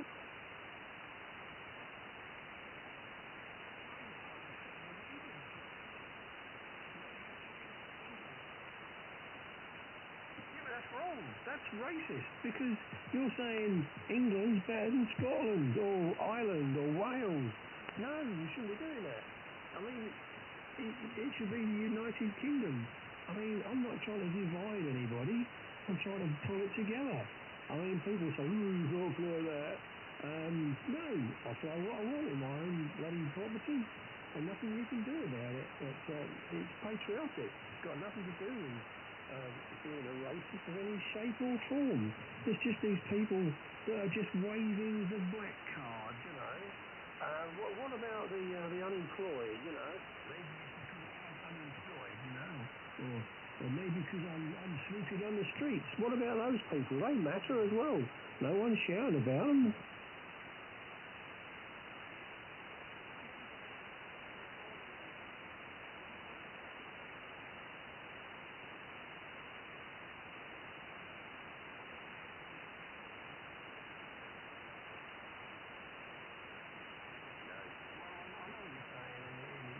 Difficult really, isn't it? Because on your passport it says you're British, even though you might say no, you're not, you're English.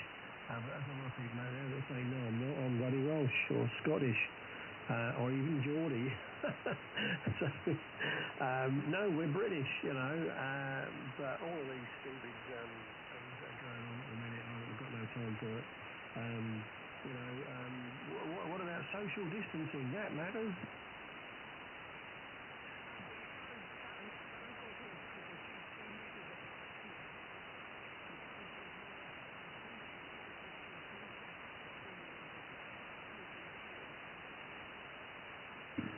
I quite agree. You could all go line dancing. You could all go line dancing at 2 metres apart. We'll be fine.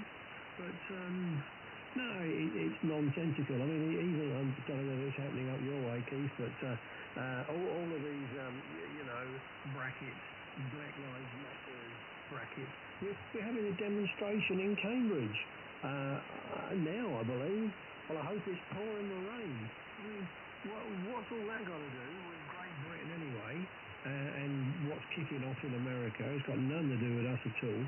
I would like to say that that sort of scenario would never, ever happen in this country. Nation, should I say, not country, maybe. You know, it's got nothing to do with us. But why are they having a rally? There's going to be thousands turn up, Keith. And of course, they'll all be saying, well, I ain't got it. I've not got the virus. Well, it's not about you, I know.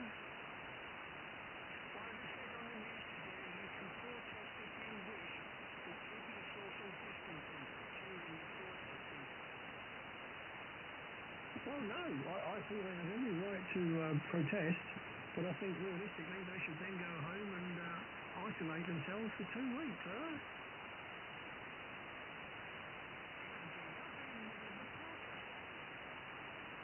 I can't help that. It's like it says, it's not about them, it's about others. They're going to go home, take it and spread it, and, you know, if it just only takes one, Keith, doesn't it, you know? Just one in the middle of all these thousands that are going to be protesting, and you know what's going to happen. And it probably has happened already, because they are absolutely blind, stupid idiots.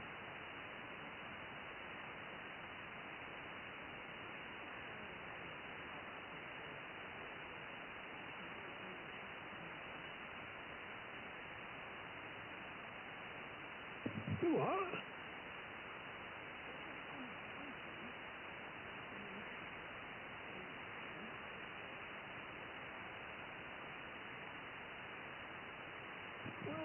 I don't know what it's all about, really. I mean, you can go with some of the stuff that's saying, but the reality is it's just an excuse to have a riot, and I think it's disgraceful, really. So they should all go home and think about what they're doing.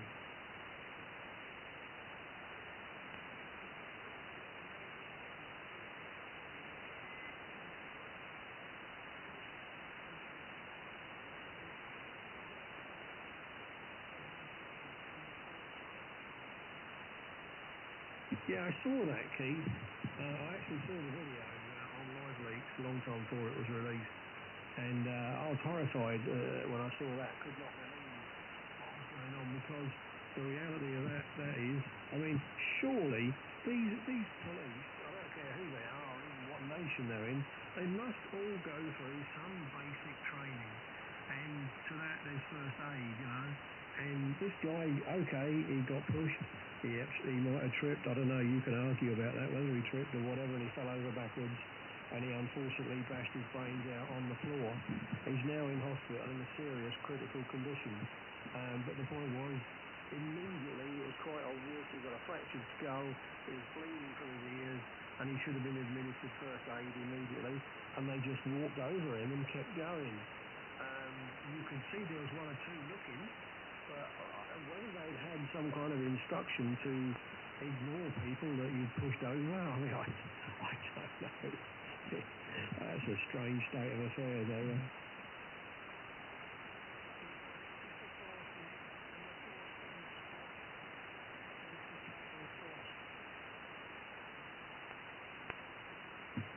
Yeah, it's, I don't know.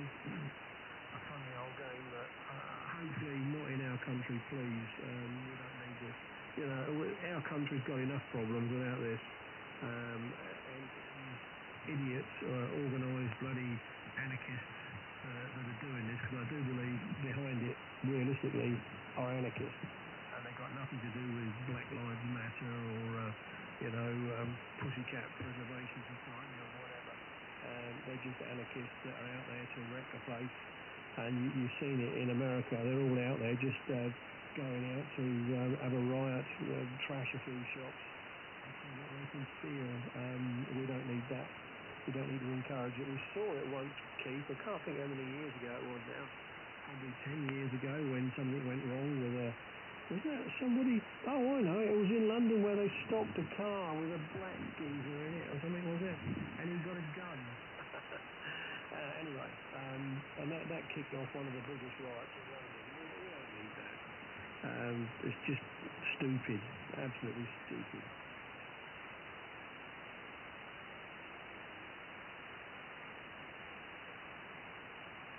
Oh, Good morning, over.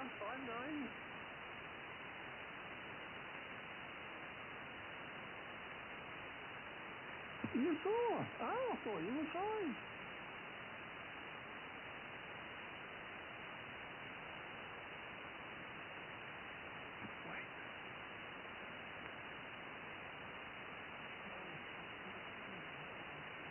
Oh, it's windy. It's wet as well.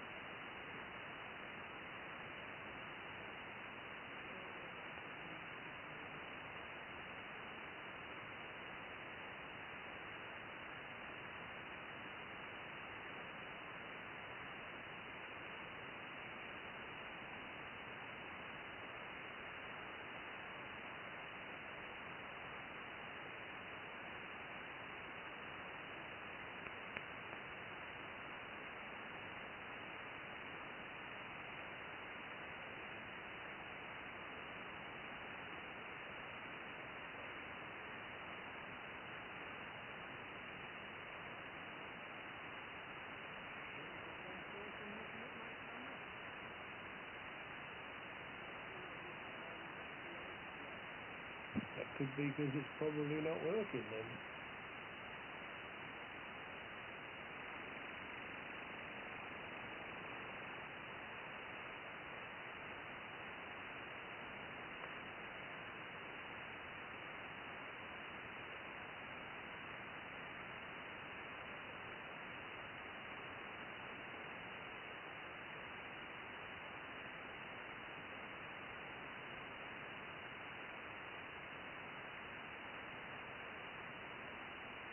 Well, that didn't work.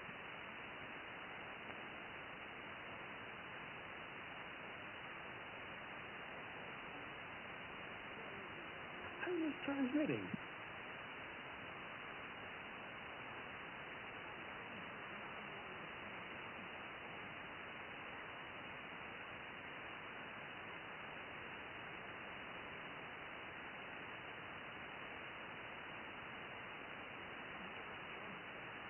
What's up?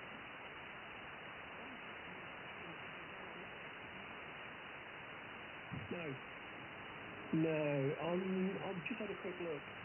I'm on GHX-T, the top band, WebSDR, version 1.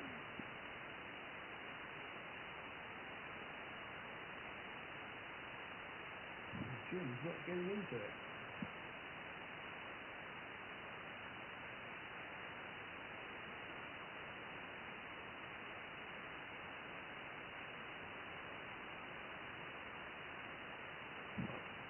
No one's getting into it, so I'll come off it.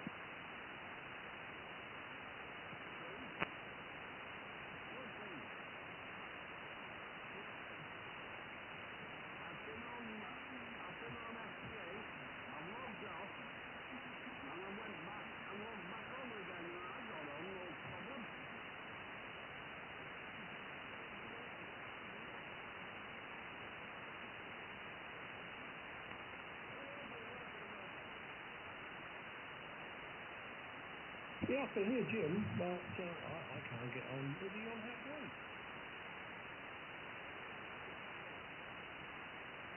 No, it won't happen here. It's not going.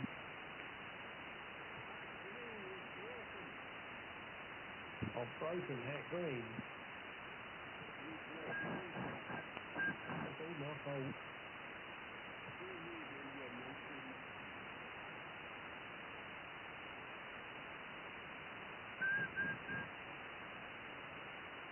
Station Whistling. Yeah, I know Lost Dog's on here.